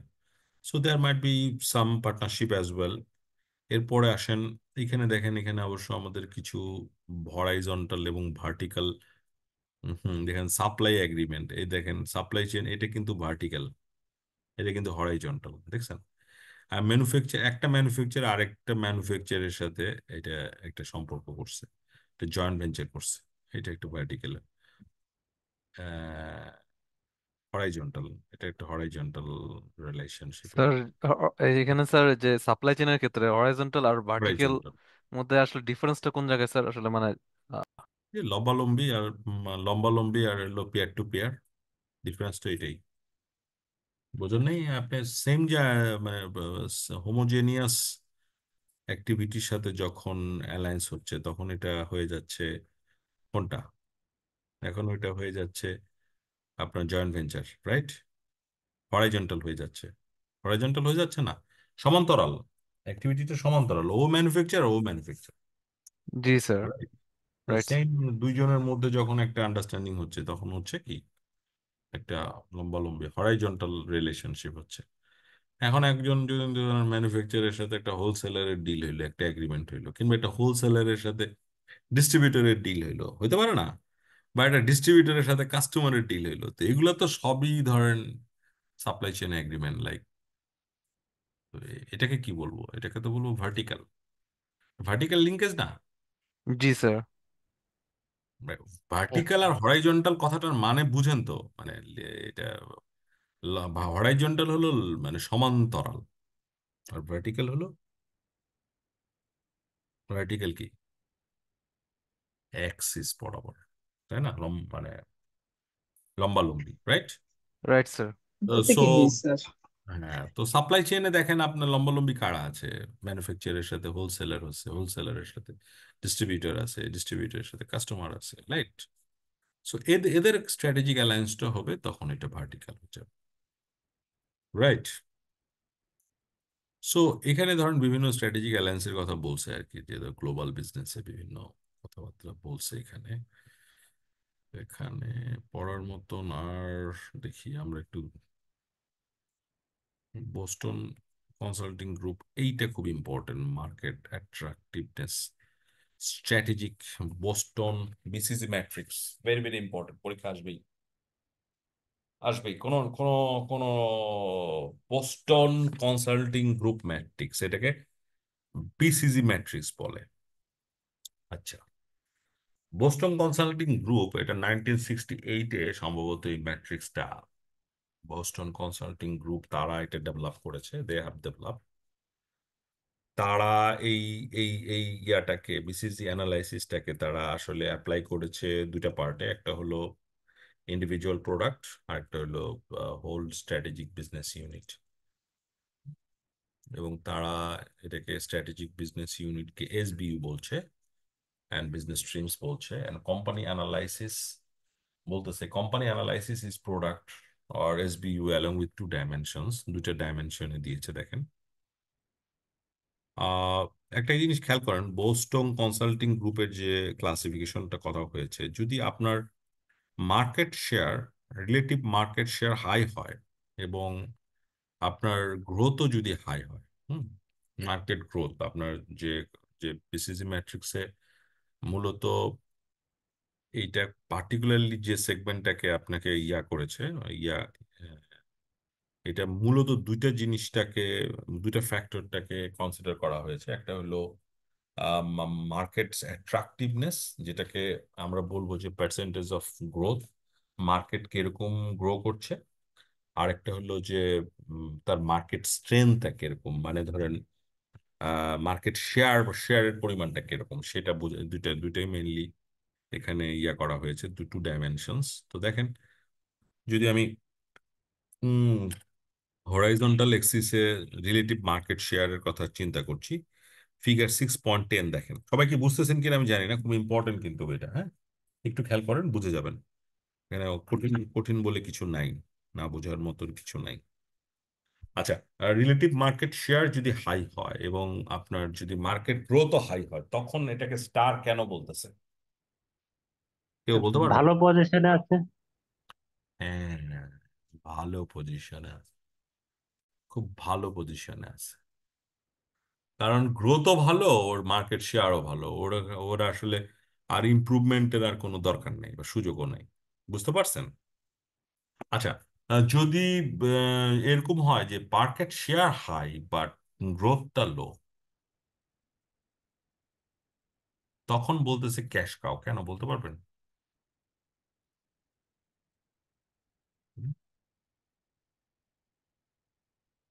Cash কাও কেন বলেন?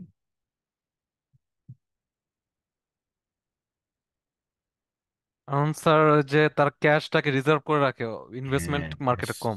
হ্যাঁ, cash cash জেনারেটটা high যে। Sir product life সাইকেলে ও শেষের দিকে আছে sir. হ্যাঁ, এবং এবং হাই ক্যাশ জেনারেটের কারণে সে কিন্তু আবার এই ক্যাশটা ফাইন্যান্স করে সে স্টারে চলে যেতে পারে। বুঝতে পারছেন? হুম, এই ক্যাশটা সে ফাইন্যান্স করলো ওই প্রোডাক্টের ক্ষেত্রে যে প্রোডাক্টের স্টার গ্রেডে আছে। ব্যাপারটা বুঝছেন? যেহেতু তার ক্যাশ কাও, ব্যাপারটা বুঝছেন? সো এখানে কিন্তু যে যে বিসিজি ম্যাট্রিক্স এক জায়গা থেকে আরেক জায়গায় মুভমেন্টের সুযোগ আছে, like cash cow generate high cash return which can be used to finance the starts. So low growth make attacks by new farm wishing to enter the market unlikely. So দেখেন, এইখানে একটা সবচেয়ে বড় ব্যাপার হলো যে যেহেতু আপনার মার্কেটের গ্রোথ কম, আপনার শেয়ার বেশি, তখন কিন্তু নিউ এন্ট্রি কম হবে। নতুনরা এসে কিন্তু মার্কেট শেয়ার ধরতে পারবে না, তো নতুনরা কিন্তু ডিসকারেজড হবে। হুম, বিকজ আপনার গ্রোথটা ভালো না। তো সো তখন ক্যাশ কাউ এর ইন্ডাস্ট্রি যে হাই ক্যাশ রিটার্ন করবে কি, they will invest in a product like that have an relative high market share এবং গ্রোথটাও ভালো। তখন সেই ক্যাশ কাউ এর মানিটা রিইনভেস্টমেন্ট হবে to generate more more market growth in that particular product. তখন এটা স্টারে কনভার্সন হয়ে যাবে। ব্যাপারটা বুঝছেন?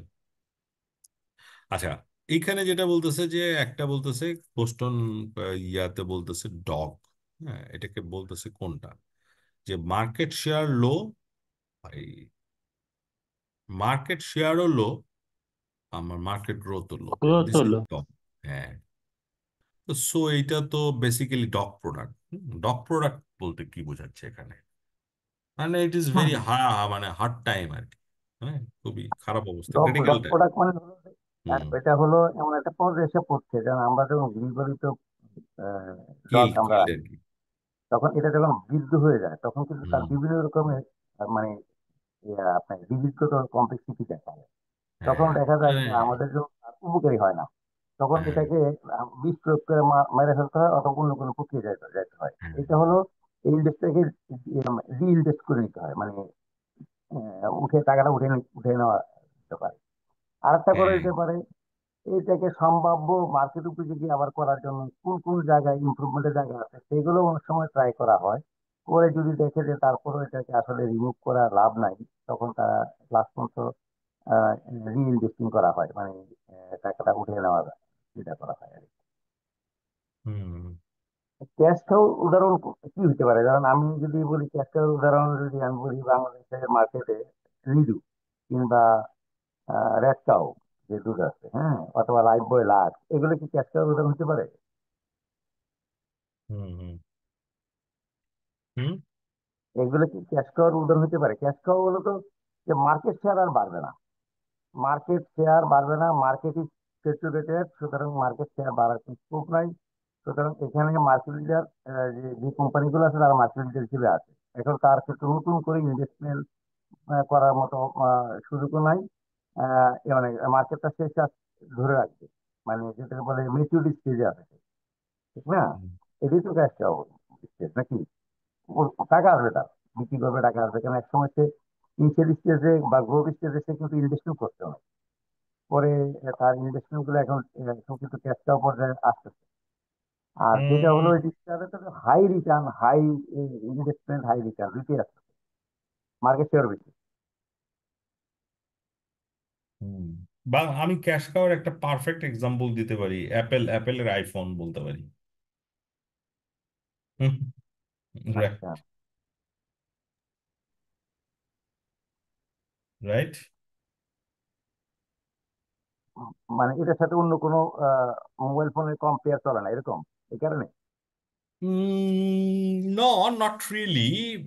এটার দেখেন, এটার কিন্তু গ্রোথ কিন্তু আপনি এভাবে চিন্তা করেন, এটা কিন্তু গ্রোথ কিন্তু খুব বেশি না। মার্কেট গ্রোথ কিন্তু খুব বেশি না, বাট সেটার কিন্তু মার্কেট শেয়ার চিন্তা করেন আপনি। মার্কেট শেয়ারের দিক দিয়ে চিন্তা করে অ্যাপেলের ধারে কাছে কেউ আছে?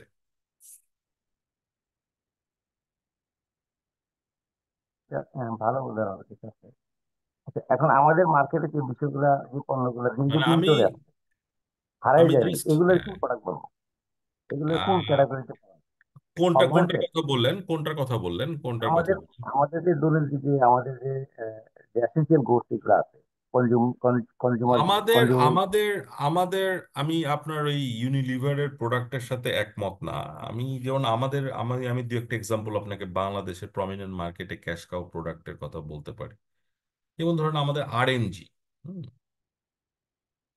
রেডিমেড গার্মেন্টস, হ্যাঁ, এটা কিন্তু is a cash cow product আমাদের বাংলাদেশে। ব্যাপারটা বুঝছেন? হুম। দেখেন এটা আরএমজি আরএমজি পার্টিকুলারলি যেটা কটন, হ্যাঁ, এটা কিন্তু আমাদের এক্সপোর্ট মার্কেটে এখনো কিন্তু সিগনিফিকেন্ট শেয়ার এবং হিউজ রেভিনিউ। কতটা বুঝছেন? যেমন আদার আদার সেক্টর হতে পারে ক্যাশ কাওয়ার, যেমন ধরেন আমাদের লেদার গুডস হতে পারে, বাট লেদার গুডস এখনো বাংলাদেশে ওইভাবে ক্যাশ কাও হয় নাই। হতে পারে এটা। হুম। আপনি ইউনিলিভারের প্রোডাক্টের কথা বলতেছেন, ইউনিলিভারের ক্যাশ কাও প্রোডাক্ট কোনটা? ইউনিলিভারের মার্কেট শেয়ার বেশি, কিন্তু ইউনিলিভারের কি গ্রোথ কি কম? না, গ্রোথ কিন্তু তার পিয়ার টু পিয়ার খুব বেশি নেই। আপনি ইউনিলিভারের প্রোডাক্টের কথাও ক্যাশ কাও বলতে পারেন। রাইট, আপনার এক্সাম্পল ঠিক আছে। ও, ক্যাশ কাও আরেকটা হতে পারে যে যে বাংলাদেশের cigarette. Hmm, cigarette, you know, gold leaf branded, cigarette. Gold leaf branded. Cigarette, হ্যাঁ, গোল্ড লিফ সিগারেট এটা একটা ক্যাশ স্যার কাও। সিগারেটের ক্যাশ কাও। মানে যেসব গোষ্ঠের, মানে যে ইয়েটা আপনার প্রতিষ্ঠা, এটা ধারাবাহিকভাবে একটা জায়গায় থাকে সবসময়, ঠিক না? জি। যাই হোক, আমরা মনে হয় বুঝতে পেরেছি। উদাহরণ তো অনেক দেওয়া যাবে দিতে চাইলে। তো আমরা আমাদের মূল বটম লাইনটা আমরা বুঝতে পেরেছি যে কখন আমাদের মানে ক্যাশ কাউয়ের মূল কথাটা ছিল যে আমার আসলে এখানে ক্যাপিটাল এক্সপেন্ডিচার বা আমাদের লং টার্ম যে এক্সপেন্ডিচার গুলা, সেগুলার আসলে রিকোয়ারমেন্টটা কম থাকে, হ্যাঁ, কিন্তু ওয়্যারএজ আমাদের রিটার্নটা অনেক বেশি থাকে। ব্যাপারটা বুঝছেন? হাই ক্যাশ রিটার্ন থাকে। সো এটাই আসলে আমাদের টু ফাইন্যান্স দ্য স্টারকে ফাইন্যান্স করার কথা বলেছে। আরেকটা কথা বলেছিলাম আমি, টগের কথাটা তো অলরেডি আলোচনা হয়েছে। আরেকটা হলো লো লো লো কোশ্চেন মার্ক, যেটা যেটা যেটা কোশ্চেন মার্কটা কি কারণে কোশ্চেন মার্ক দিয়েছে? মার্কেট শেয়ারও লো, কিন্তু মার্কেট শেয়ার লো কিন্তু গ্রোথ হাই। এটা এটা একটু বলবেন, এটাকে প্রবলেম চাইল্ড বলে আর কি। এটা কি জিনিস বলতে পারবেন? মার্কেটে যত মার্কেট শেয়ার আছে, মানে মার্কেটে এটা ডিমান্ড আছে অনেক, কিন্তু হ্যাঁ, আমি প্রোডাক্টটা নিয়ে আসার পরে আমার প্রোডাক্টটা মার্কেটে খাওয়াইতে পারছি না, বা মার্কেট শেয়ার হ্যাঁ। আমার খুবই লো। এটা অবশ্যই সেটা কোশ্চেনিং মার্কেটের কারণে, যেটা কি কারণে আমার মার্কেট, আমারটা প্রবলেম মার্কেটে খারাপ চাইল্ড, কারণে, কিন্তু প্রবলেম কম্পিটিটর যারা তাদের হুম, প্রবলেম চাই যারা প্রবলেম চাইল্ডের দু একটা এক্সাম্পল দিতে পারেন?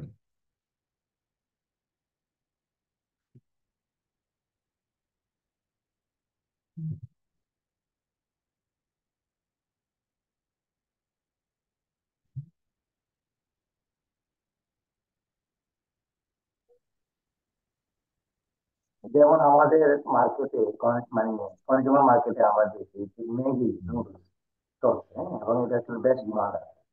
কিন্তু হুম। আমাদের দেশি অনেকগুলো প্রতিষ্ঠানও কিন্তু এই ধরনের প্রোডাক্ট তৈরি করছে, কিন্তু সে ওই ধরনের ম্যাগির মতো এই ধরনের ক্যাশ কাউ পর্যায়ে বা স্টার পর্যায়ে তাদের অবস্থান নাই। এটা কোশ্চেন মার্ক তো হইতে পারে, কারণ এটাতে একটা মার্কেট শেয়ার আছে এবং মার্কেট ডিমান্ডও আছে, কিন্তু আমাদের প্রোডাক্ট গুলো যেতে দিতে পারছে না।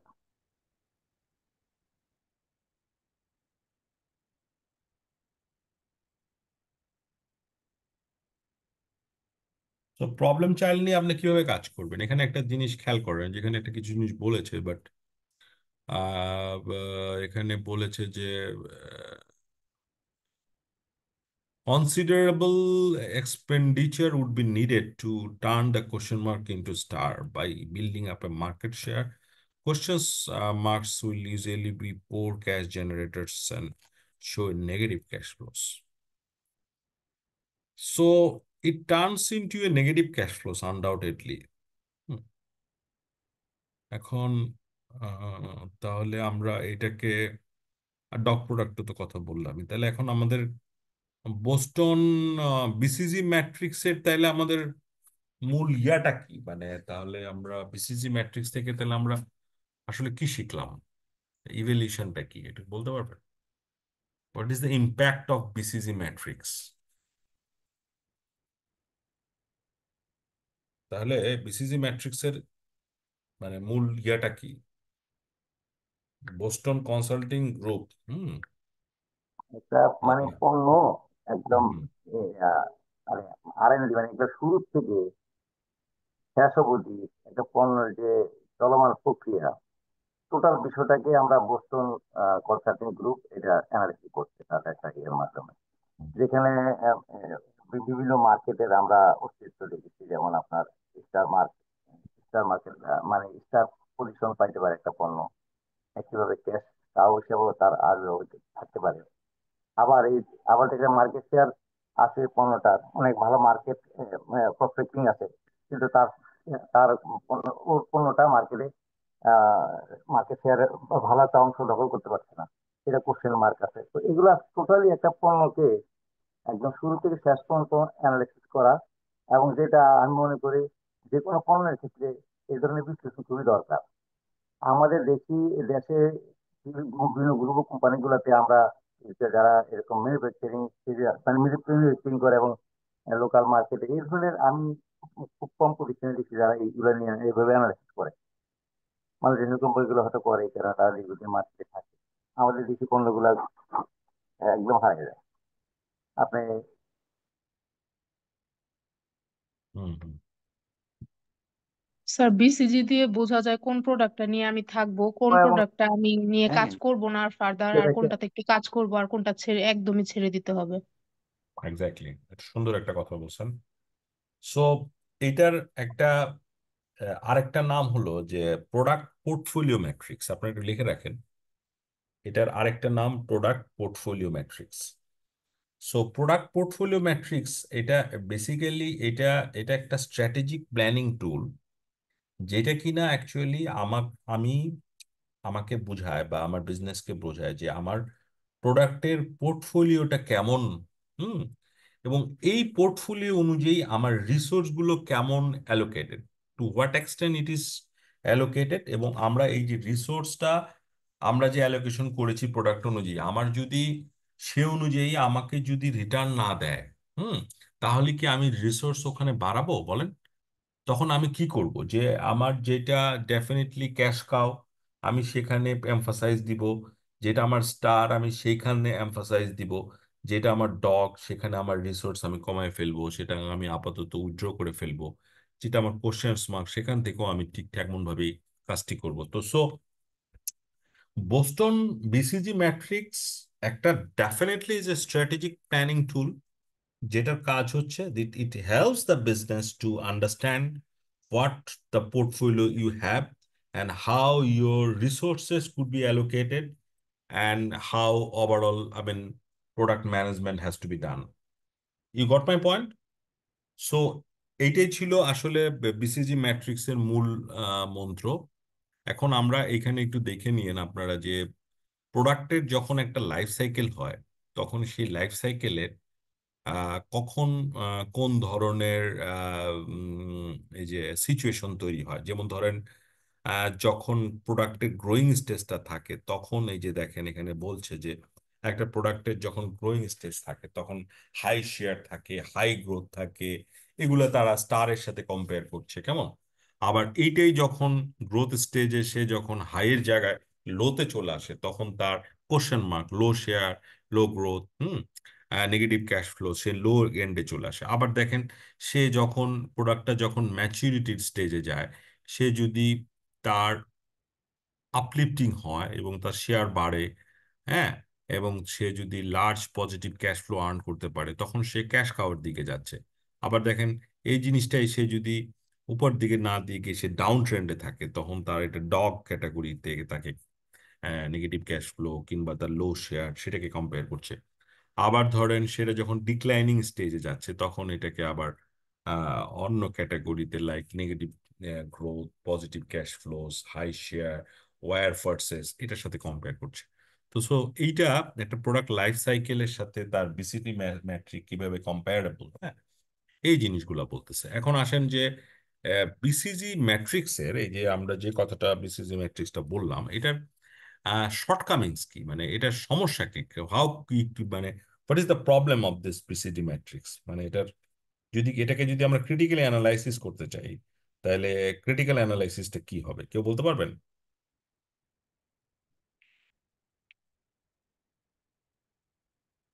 শর্টকামিংস মানে এটার প্রবলেমটা কি,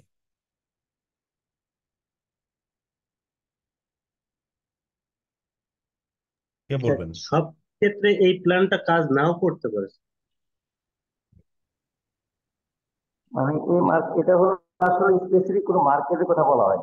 হ্যাঁ, কোন মার্কেট? মার্কেট তো বিভিন্ন রকম আছে, পার্সেল কম্পিটিশন আছে, মনোপলি আছে, অলিগোপলি মার্কেট আছে, এরকম স্পেসিফিক মার্কেট, মানে মার্কেট অ্যানালিসিস এভাবে ভাবে এই মেট্রিক্স আলোচনা করা হয়। তারপর দ্বিতীয়ত হলো এই ম্যাট্রিক্সের ভিতরে যে আমরা যে পণ্যটা আমরা বাজারজাত করছি, পণ্য থেকে রিটার্নটা যেরকম আসছে, রিটার্নটা আরো সি, আই আর আর বা এগুলো ওইভাবে বিশ্লেষণ করার সুযোগটা এভাবে নাই।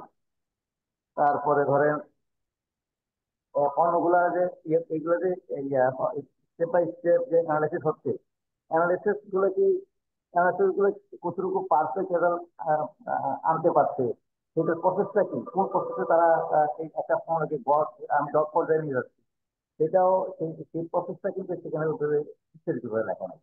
আমার কাছে মনে হয় কয়টা সমাধানে আমার কাছে পরামর্শ মনে হয়। হুম, ঠিক আছে, ঠিক আছে। আর কোনো কিছু? বিসিসি ম্যাট্রিক্সের আরেকটা জিনিস আছে যে এটা আমার কাছে যেটা মনে হয় যে এটা একটা শর্ট টার্ম ফোকাস। হুম। এটা একটা একটা একটা কোম্পানির লং টার্ম কম্পিটিটিভ অ্যাডভান্টেজের কথা কিন্তু বলে নাই, হ্যাঁ। এটা আমার কাছে মনে হচ্ছে কিছুটা শর্ট টার্মে তারা এই ধরনের স্ট্র্যাটেজির কথা বলেছে, হ্যাঁ। আরেকটা হলো যে দেখেন আহ, আর কি হতে পারে? আচ্ছা, বিজনেস এনভায়রনমেন্ট কিন্তু always changing, right? Right sir.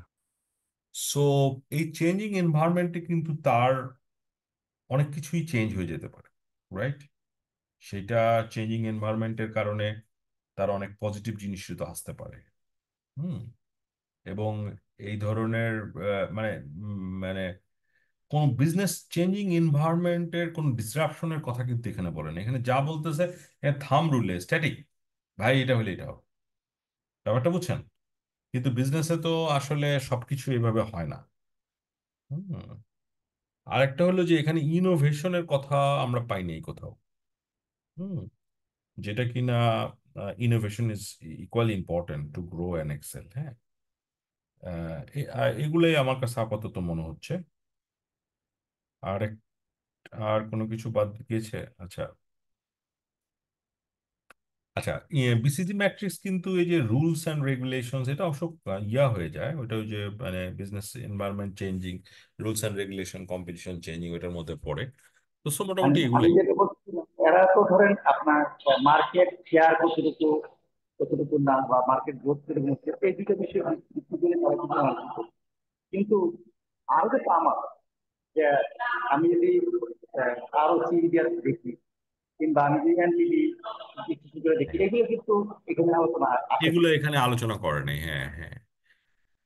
এইগুলা এইগুলা আসলে ফাইন্যান্সিয়াল ম্যানেজমেন্টের একটা টেকনিক, তো এগুলো আসলে এগুলো এগুলো এগুলো ইগনোর করছে, এগুলো টাইম ভ্যালু অফ মানি এগুলো কনসিডার করে নাই। হ্যাঁ, এগুলো কিছু ইগনোর করছে, বইয়ে আছে এগুলা। বইয়ে যেগুলো আছে সব আমি সেগুলো বলিনি, আমি চেষ্টা করছি কিছু অ্যাড করে দেওয়ার।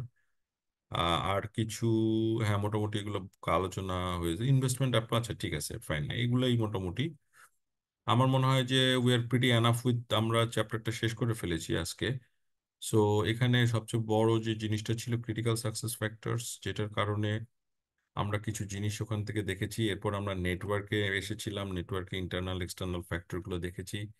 এরপরে আমরা ভ্যালু চেইনে ছিলাম, ভ্যালু চেইনের সাথে কিভাবে প্রাইমারি অ্যাক্টিভিটিস, সাপোর্ট অ্যাক্টিভিটিস কিভাবে রিলেটেড, এবং এইটার সাথে আলটিমেটলি বিসিজি ম্যাট্রিক্স কিভাবে রিলেটেড, এটা দেখেছিলাম। আর এর আগে আমরা ক্লাসে বিগ ডেটা এবং ডেটা অ্যানালিটিক্স এই জিনিসগুলো আলোচনা করেছিলাম, এবং also it line with the developing technologies.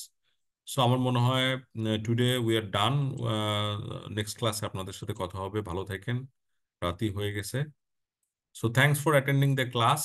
I think you should be benefited out of it. আমরা নেক্সট ক্লাসে আমরা কিছু একটা সাজেস্টেড একটা একটা কেস একটা একটা সাজেস্টেড কেস আলোচনা করার চেষ্টা করব, সো দ্যাট আপনারা প্র্যাকটিক্যালি বুঝতে পারবেন যে আমরা কিভাবে আমরা কেসের অ্যান্সার গুলো পরীক্ষায় দিব। ঠিক আছে? তো আমরা বেশ আমরা কিছু মানে চ্যাপ্টার প্রশ্ন যে যে কোশ্চেনগুলো ছিল বিভিন্ন সময়, যে চ্যাপ্টার তখন শেষ থ্যাংক ইউ। করেছি, যে সেই যে চ্যাপ্টার চ্যাপ্টার রিলেটেড। গুলো থ্যাংক পড়েছি ইউ সেই স্যার। চ্যাপ্টার গুলো থেকে একটা কেস পড়ানোর চেষ্টা করব আমি। ঠিক আছে? জি জি জি, ঠিক আছে। Okay, thank you. Thank you sir.